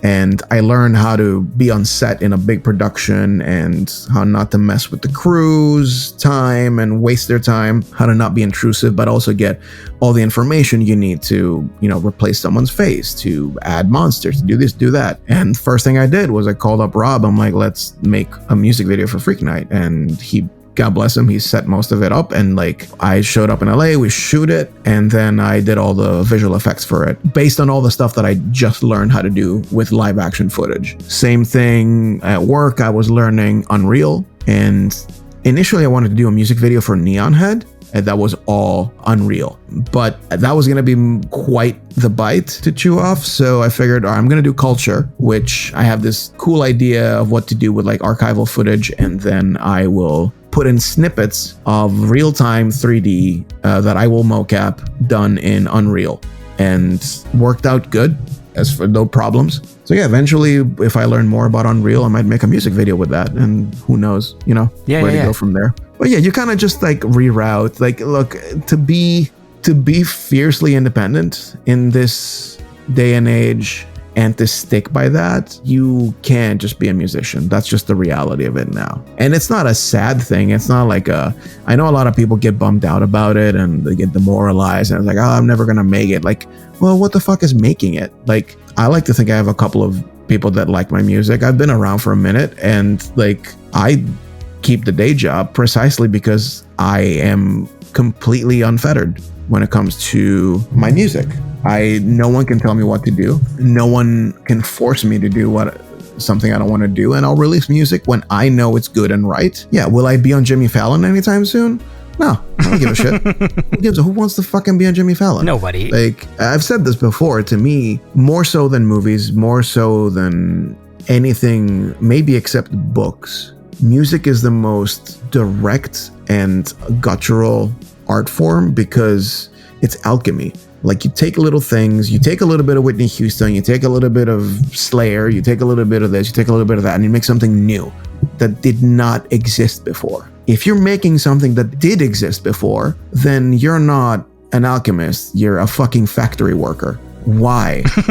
Do you want to make neon, neon pineapple 84, 5, 6, whatever the fuck? Like, sure. Okay, you can, but you're making an off-brand product. You're making off-brand content. You're not making art. All I ever desire from most people is some sort of self-awareness. Yes. So I'm not ever going to chastise somebody for making art, even if it is generic. What's upsetting is people's attitudes. Like, in the history of me doing this show, there's one rule that has pretty much remained constant the entire time.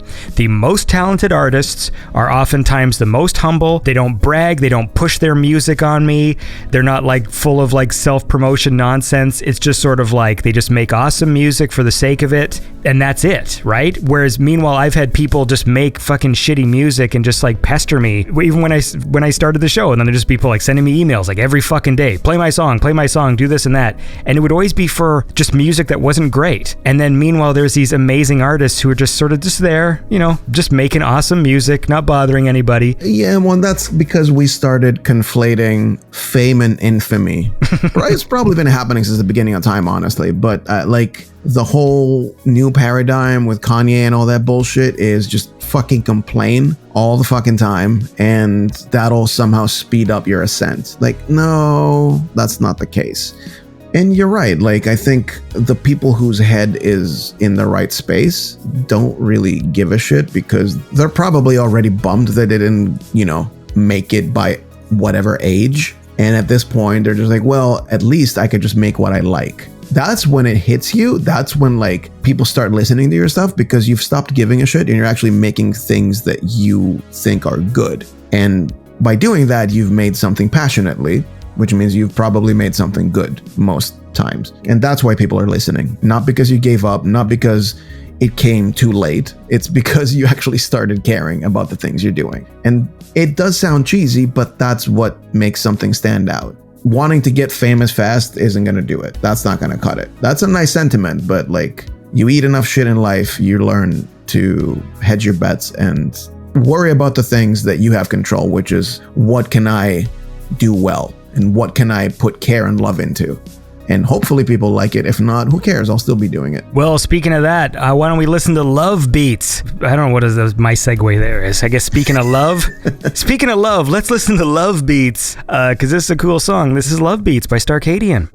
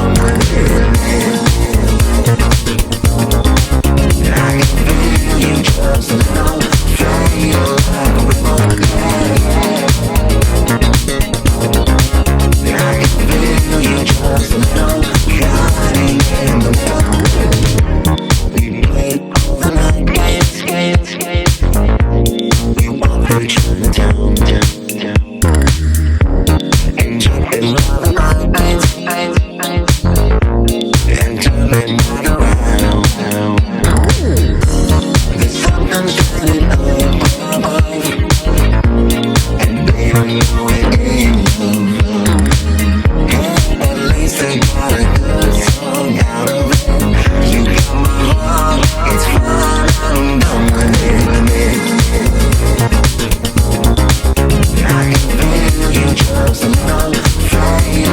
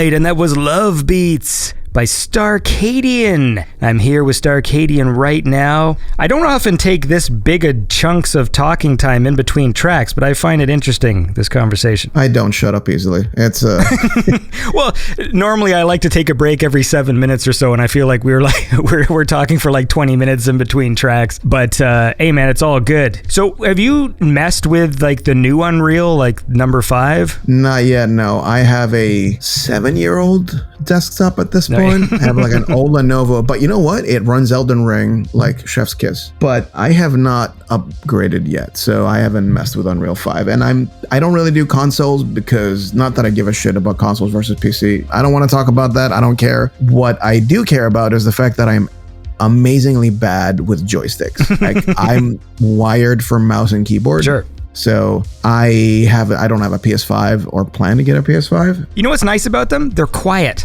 Are they? Do you like the Switch? Yeah, got a Switch. I just bought Switch Sports. I was playing that with my kids. Yeah. The thing about the next gen, the current generation now that I love is that even though the consoles are gigantic now, like they're very large. Yeah. They're all quiet, because that was the thing that kind of annoyed me the previous generation. Like my PlayStation 4 got to the point where it was insanely loud. What I love about the new generation, because I'm not really like a graphics, like, I mean, I like nice graphics, I like smooth gameplay and all that stuff. Right. What I like more is that this console generation is focused on, since it has like the SSD drives or whatever, or the fucking, not SSD, MME or whatever, like, so it's all about quicker loading time and quiet systems. And that to me is almost more important than graphics, than anything else. Like I love, the Xbox has this function where you can resume, like it does like the save state of like your last like 10 games you played, where you just boot it up and you're just in the game again. Interesting. The PlayStation just does the last game you were playing, not like the last 10 or whatever. To be fair, the Xbox one fucks up all the time. I do have a Switch. I bought a Switch. When did Breath of the Wild come out? Like 2016, 2015? I mean, was it the year the Switch came out? Wasn't Breath of the Wild before Mario? Yeah, hold on. Join us. Yeah. People Googling We shit. are Yeah. bad nerds. Yeah, 2017. Okay, so I bought the Switch because at the time I was commuting. I'd rather get Ebola than get on the New York subway ever again now. It is a horrible place now. But yes, I got a Switch for commuting to work, and I really got into it. I really liked Breath of the Wild, and I ended up giving it to my nephew, who became absolutely obsessed with Breath of the Wild. He would like call me every weekend, and like I would watch him play it, and they were like, "Oh, what do I do here? What do I do here? What do I do here?" So last year, I ended up just buying one again because he wanted to FaceTime me and play another game together. So I ended up buying a second Switch to watch him play with my Switch. I kind of really like the Switch. Again, I'm not really good with joypads, but there's a couple of things that I really enjoy on that system. I've owned most of the consoles, and I really think the Switch, they did, like, despite its limitations, I've spent a lot of time playing the Switch. Like, they made a console that was just, it's nice, it's convenient. You know, obviously the graphics aren't as good as on my, PlayStation and Xbox, but it doesn't seem to matter. Yeah. Because the system itself is just, they did a good job. Because I also had the Wii U, and that thing was like a clunky piece of shit. Yeah, that wasn't as good. But yeah, no, like I played like this game called Death's Door, and like me and my nephew, we like killed it in like less than a week because it played well. You jumped to Super Mario Party in like a matter of minutes. Quick startup. Metroid Dread was pretty fun. Yes. That surprised me, that game, because I remember when they first announced it. Sometimes I'm a pretty stereotypical nerd where like it's just, where the fuck is Metroid Prime 4? And obviously they've never had Metroid Prime 4 other than a fucking JPEG image of the words Metroid Prime 4 that they showed 10 years ago. And I bitched about it then. I can probably go back and listen to old episodes of me just going like, they don't even have a fucking game because they didn't show anything from it other than that stupid JPEG logo. So I've never played a Metroid game before, and I never had a Nintendo console when I was a kid. I had like Atari ST, which is kind of like the Amiga. Like the PC versus Mac back in the day was like Atari versus Amiga. Sure. And so it was all like computers basically with floppy disks and all that stuff. So this was my first Metroid, like console, Nintendo console. It's a really good game. I could never finish the game, like the final boss is fucking ridiculous. I needed to watch a YouTube video because there was one of his patterns. I was like, what do they want me to fucking do? Like, I just kept... The rockets. Yes. Yeah. No, I was like, well, no, me and my nephew were like, you know what? Fuck it. Let's just go to YouTube and watch it and then just say we did it. And yeah, that's what we did. We're like, we watched it, like, okay, we're done. We don't want to do that. But if you like that game, then you might like Elden Ring. Yeah, I do really like the Metroid series, and the 3D ones I really liked a lot, like on GameCube. Well, the first one especially, Metroid Prime. And so when this one was announced and I saw the trailer, I'm like, what the fuck are they doing? Like, where the fuck is Metroid Prime 4? Right. And so I was angry about it. And then, again, I played the demo, and like after playing like just even the first level for like 20 minutes, it was just like, actually, maybe this game's really good, and I fucking loved it. Yeah. But then, I got stuck at the boss. But there's no shame in watching a tutorial. I mean, some of my favorite video game experiences are when I just left my pride aside and was just like, sometimes it's fun to just, if it's a game you don't actually care about. I remember when I was young and I was borrowing someone's Xbox, and I was playing a Halo game, and I don't give a fuck about Halo. And so I just had a fucking strategy guide next to me, and I was like, you know what, I'll just fucking play. I forget which one. It was like Halo 3 or 4 or 12, I don't know. Yeah. And I had the strategy guide, so every time I got to a boss, I just fucking looked down. Okay, shoot his legs out, then shoot a rocket at his back when he turns around, sure. So I beat the game in a day, but I really enjoyed that day. Yeah. Like, I had fun with the game. I was just like, hey, that was a really enjoyable experience. I wasn't frustrated, like I just sort of worked my way through it. I got a Halo experience and walked away. So ever since then, I'm like, if I have to fucking look at a tutorial, I don't give a shit. Oh my God. I mean, you have to be like 15 years old to hold that against someone. Back in my day, in PC games, you could download trainers that just made you invincible. Because you know what? You just wanted to look at the fucking pretty pictures. Yeah. I don't know. Sometimes I just don't want to bash my head against the wall for like weeks. There was this one game I remember I played, Neo 2, which is, again, one of those like super hard games. And I spent 9 months on a boss.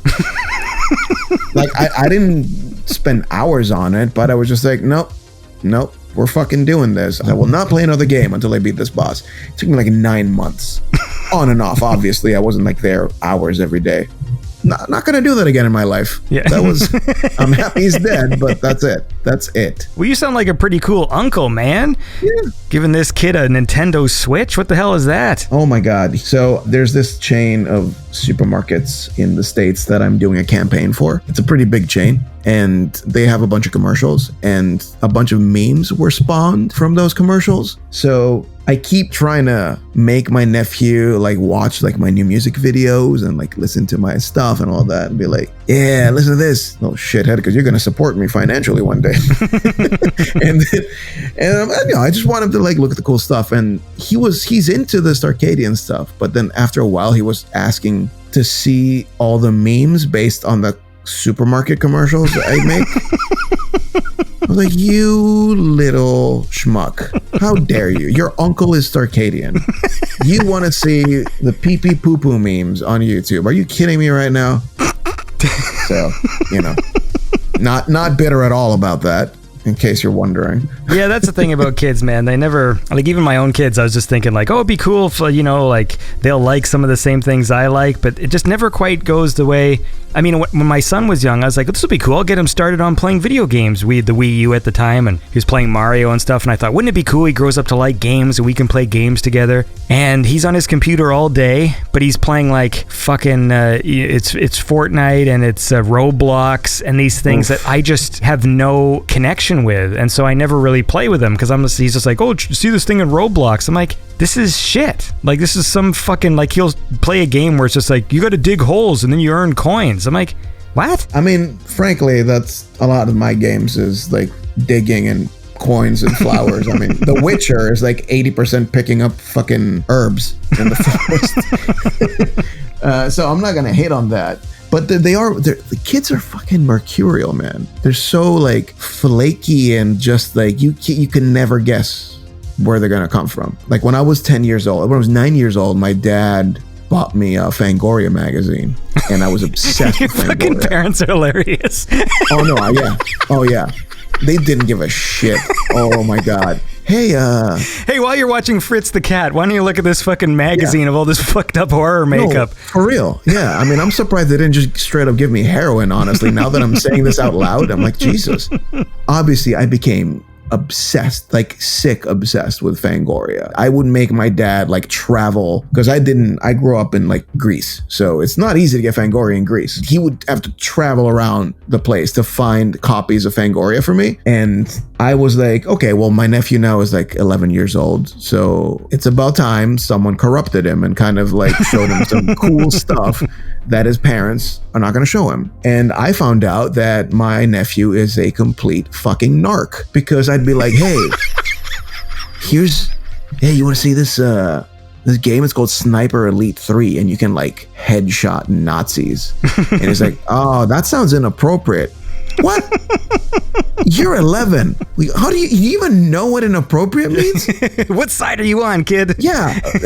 These are Nazis. You a Nazi?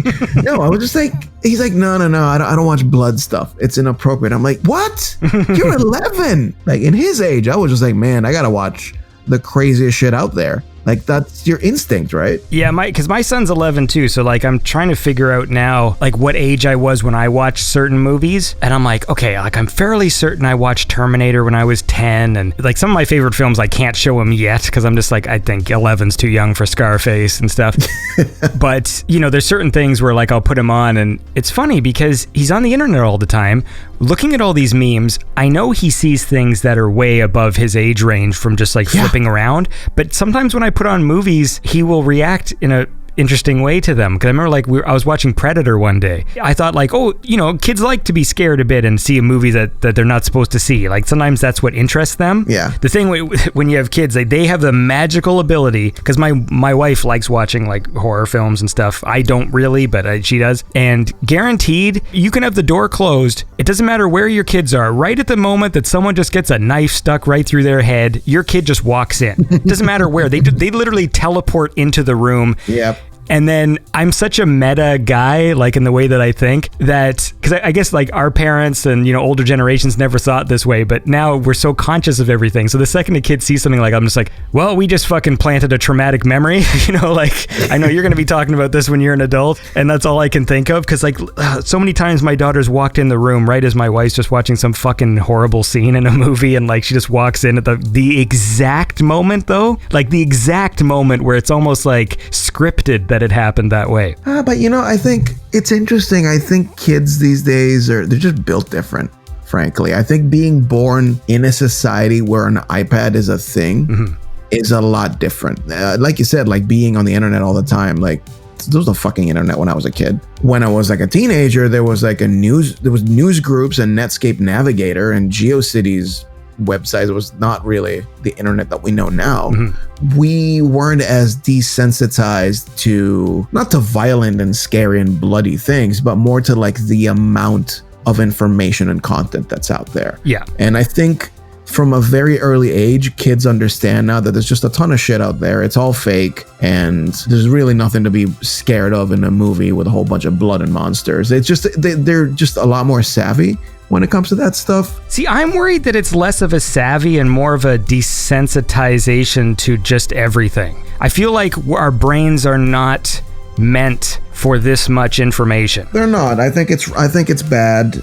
You're right. Honestly, I think it's a mixture of both. Oh yes, yeah. I think that there's obviously, like we were saying, an obvious oversaturation in everything, and there's gonna come a point where you're gonna watch so much Pornhub that sex is not going to mean anything to you. You're going to listen to so much music that a new album won't mean jack shit to you. And you're going to watch so many Avengers movies that you're just going to stop going to the movies. And then maybe that's kind of like a scorched earth kind of tactic where you just go back to just sitting with yourself for a minute, reading a fucking book and just kind of like resetting your stimuli, your sensors. There's got to be some sort of like global health initiative where it's just like every Sunday the internet is off, like just something, you know what I mean? Like because I feel like we can't help ourselves. Like I can't help myself when there's snacks in the kitchen. Yeah, I mean, you're only human, yeah. Not that I necessarily want like huge government oversight on things, but I feel like sometimes now there's a point where we're getting inundated with too much stuff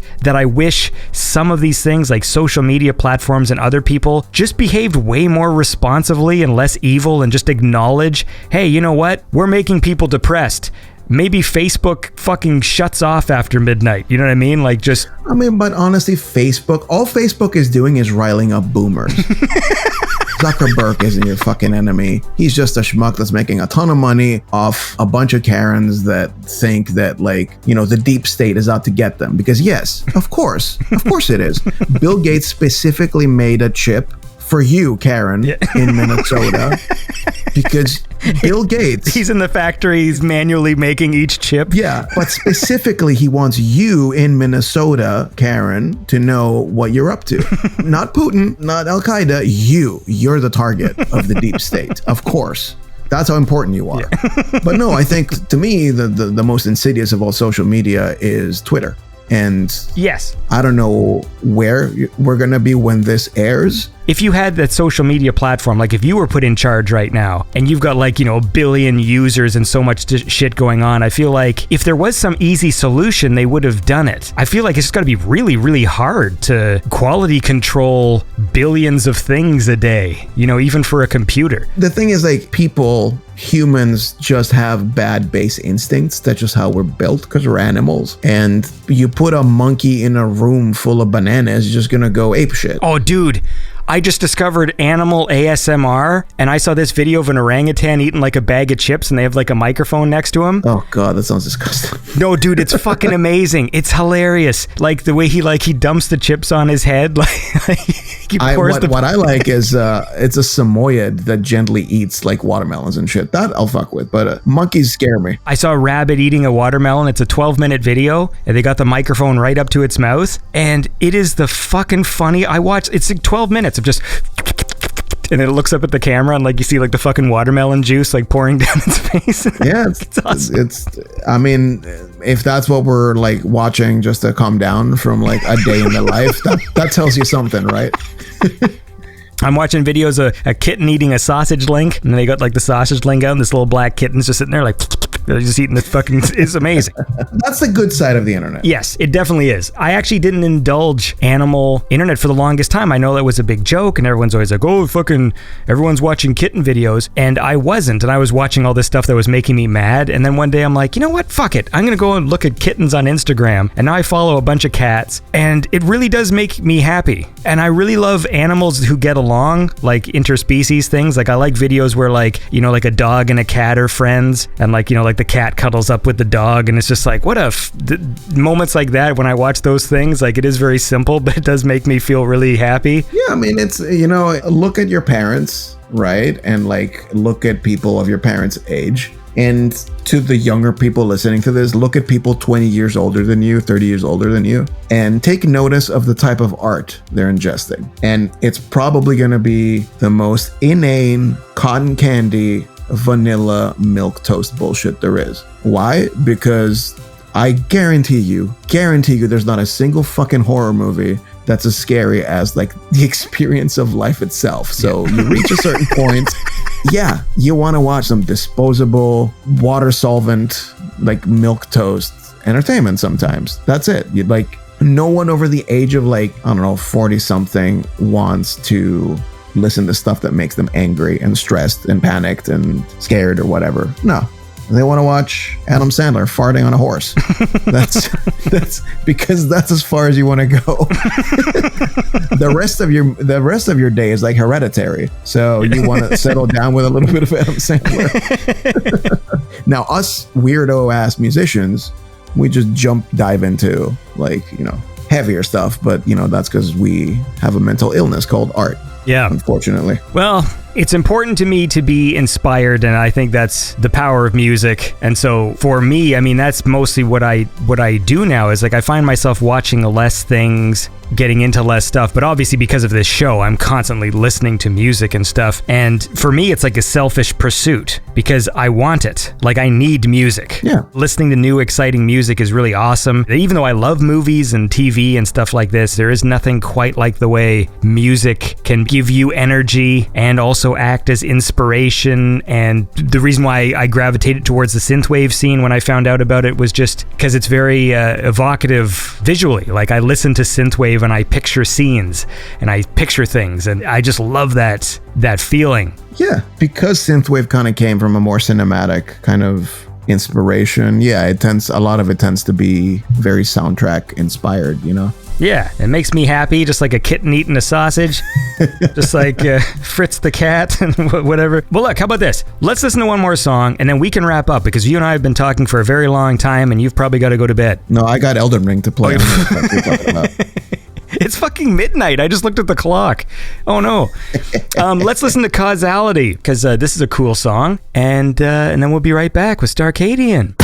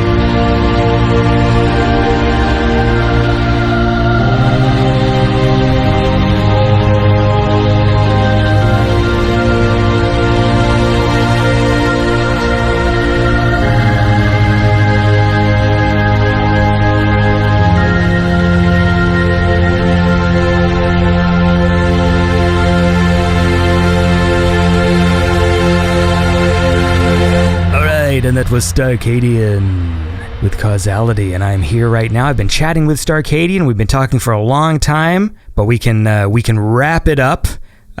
We can wind down. Is there anything that we didn't talk about that you want to talk about?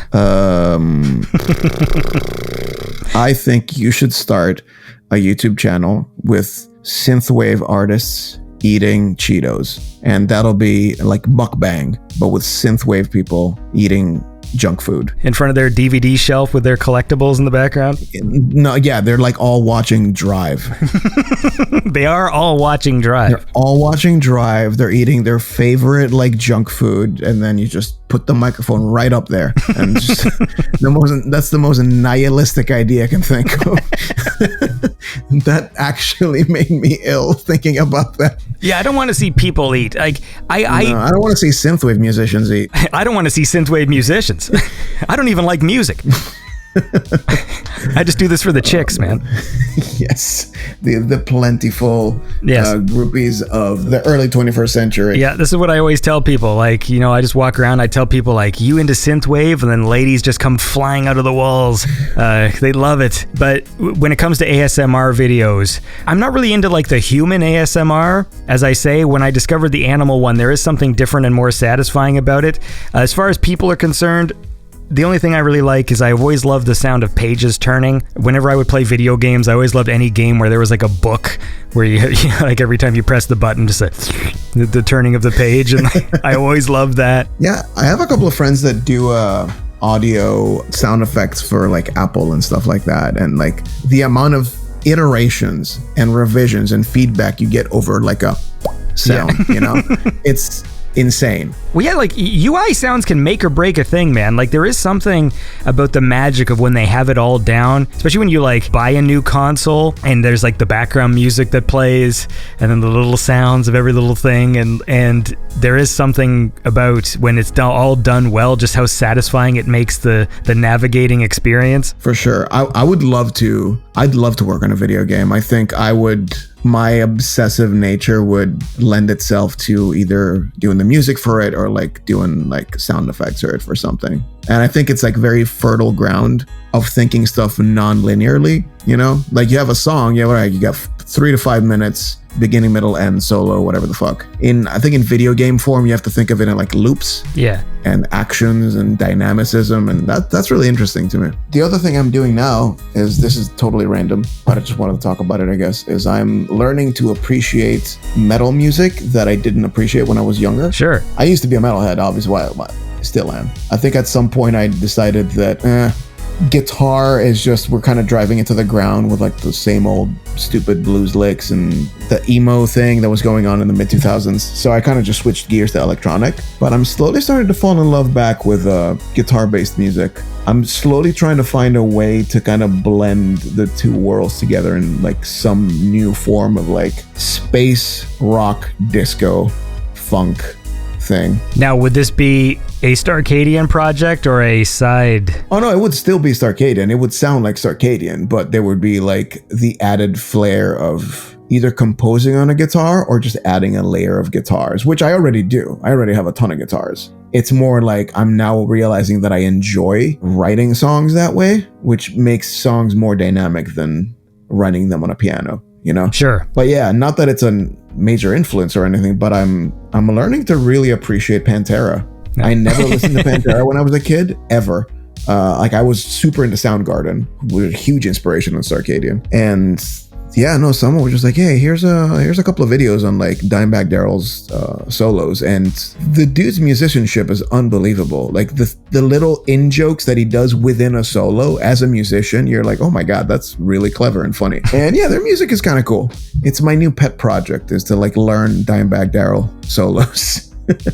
That's why I'm like slowly gravitating towards writing on the guitar more, because like the little sonic tricks you can do with your fingers, like the little pitch bends, the little imperfections, the harmonics, all that stuff really takes you to different places. Like I wrote Gutter on the guitar, right? And to me, writing that song was so satisfying. You can't really write that kind of thing on a piano just because it's a little more rigid. I'm sure someone can. I can't. I know there's pitch bends and stuff in the synth, I don't really use that when I write. There's a fluidity, almost like watching a movie on 35 mil when you listen to like an older song that's written with like analog instruments rather than like entirely on VSTs.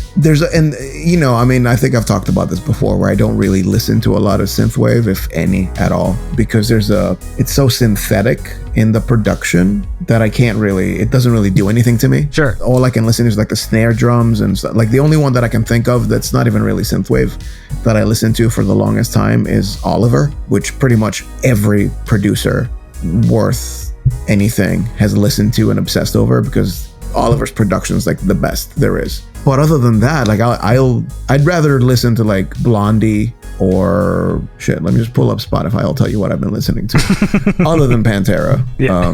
Because also when you're working on shitty commercials, metal does help quite a bit. What's the guy who did the Ghostbusters theme? Robert Parker Jr. Ray Parker Jr. Yeah. Ray Parker's, yeah. Sorry, not Robert Parker. We know Robert Parker. Ray Parker Jr. Yeah, he had a band called Radio that an album called Radio, really nice. Living Color, fucking awesome rock metal band from the 90s. A lot of Prince. The Foo Fighters made a metal album to come out at the same time as their movie. It's actually a really good metal album. A ton of Elton John, old Elton John, like Bernie Taupin, 70s Elton John, Stevie Wonder, Paul McCartney, post Beatles. Helicopters, great Swedish rock band. So yeah, it's all over the Butthole Surfers, Lucius. It's a whole bunch of random stuff. Daniel Lanois. No synthwave that I can see.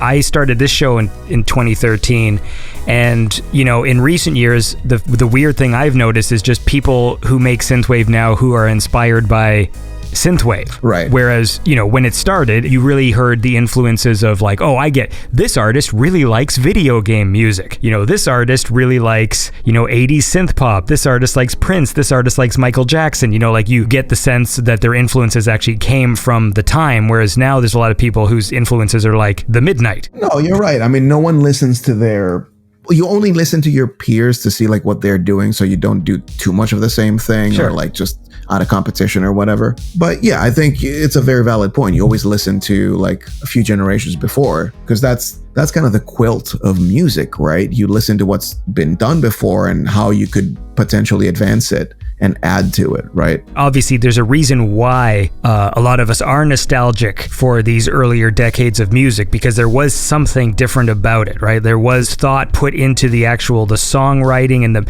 I love 80s music just because I love melody, but I still love synth. And I like when synths sound like synths. What I mean by that is, there's a lot of hits in the 90s, the things that reach the Billboard charts, where they're using synthesizers, but the synthesizers are playing cheesy like piano sounds. Oh my God, I fucking hate those sounds. Yeah, and it sucks. It sucks balls. So what I love is when I listen to 80s songs, when they started bringing out, synths in full force, they're making sounds that only synthesizers can make.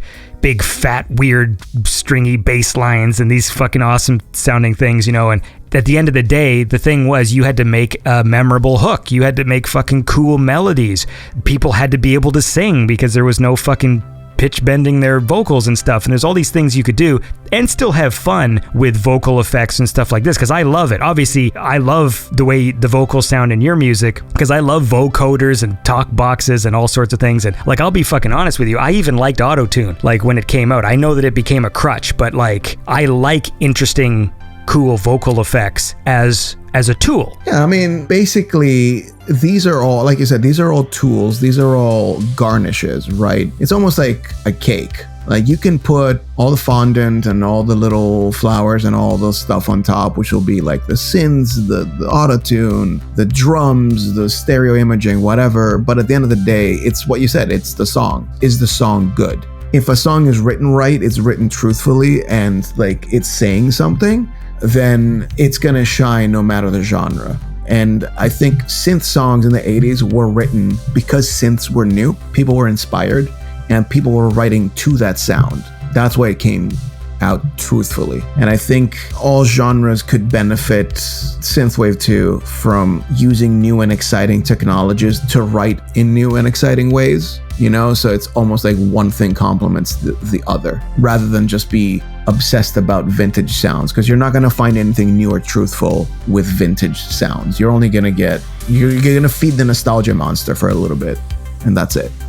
But if you're truly looking to advance, you got to start looking in new places, you know? Yes, of course. I mean, for me, I love the palette of retro synth, like just as a sound palette, but I'm personally not beholden to any specific things, because obviously, like I say, when there's people who are sort of inspired by synthwave, I feel like a lot of people are writing music with a lot of rules in mind, and obviously that's not a great way to create art, you know, where they're just like, well, you know, you have to have this particular sound of bass line because that's the bass line you need in this and this. And granted, if you like the sound, fine. Like, I love the sound of fucking Poly 6 bass line. I love that sound personally. Yeah. But I wouldn't use it because that's what I feel like you have to do. It would be like, I want to use that thing because I like it. Here's something cool I can do with it. So I do hear a lot of music now where I hear like sort of the same kind of chords and the same instruments playing those chords and stuff, and it does feel a little just uninspired. And yeah, man, people gotta fucking shake it up. Everyone can tell uninspired.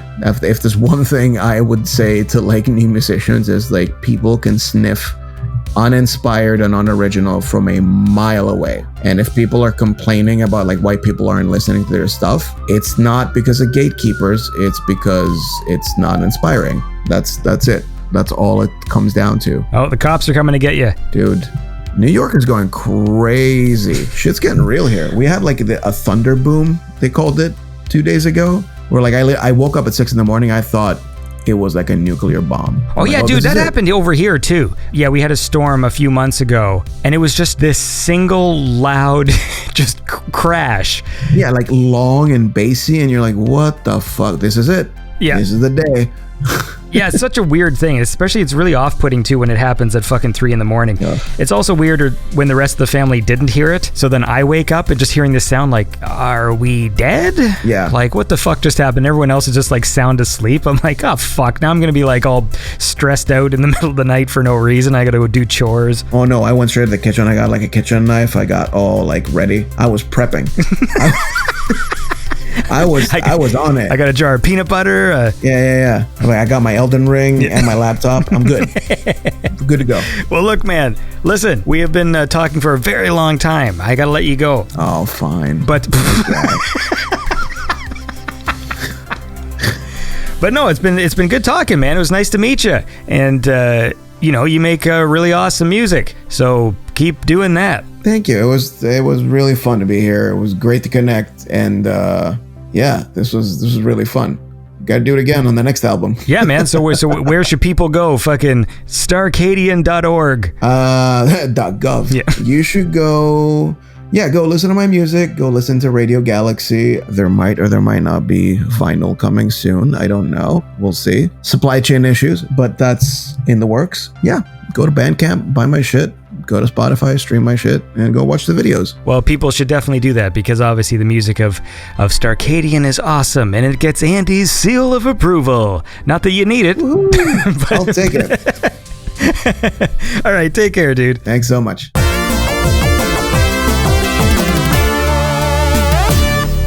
All right, and that was my chat with Starcadian. I hope you all enjoyed the show. I'm assuming everyone already knew who Starcadian was, because his music is amazing, but if you haven't, go check it out. They're really solid albums, and the music videos are really good as well. We didn't talk too much about them specifically, but if you go to Starcadian's YouTube channel, like really high production value, well-produced things.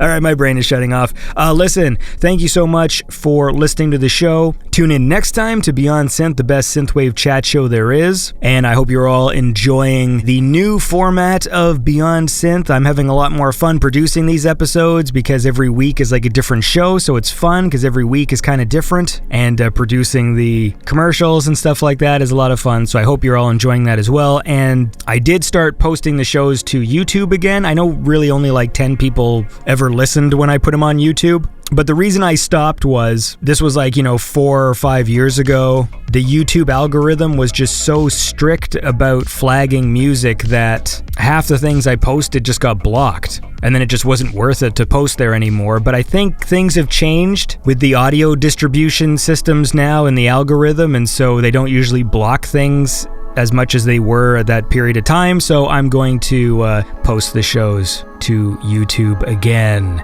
And that is for the benefit of 2 people, I think, who actually click on those links. But hey, whatever, it is what it is. Okay, have a lovely week.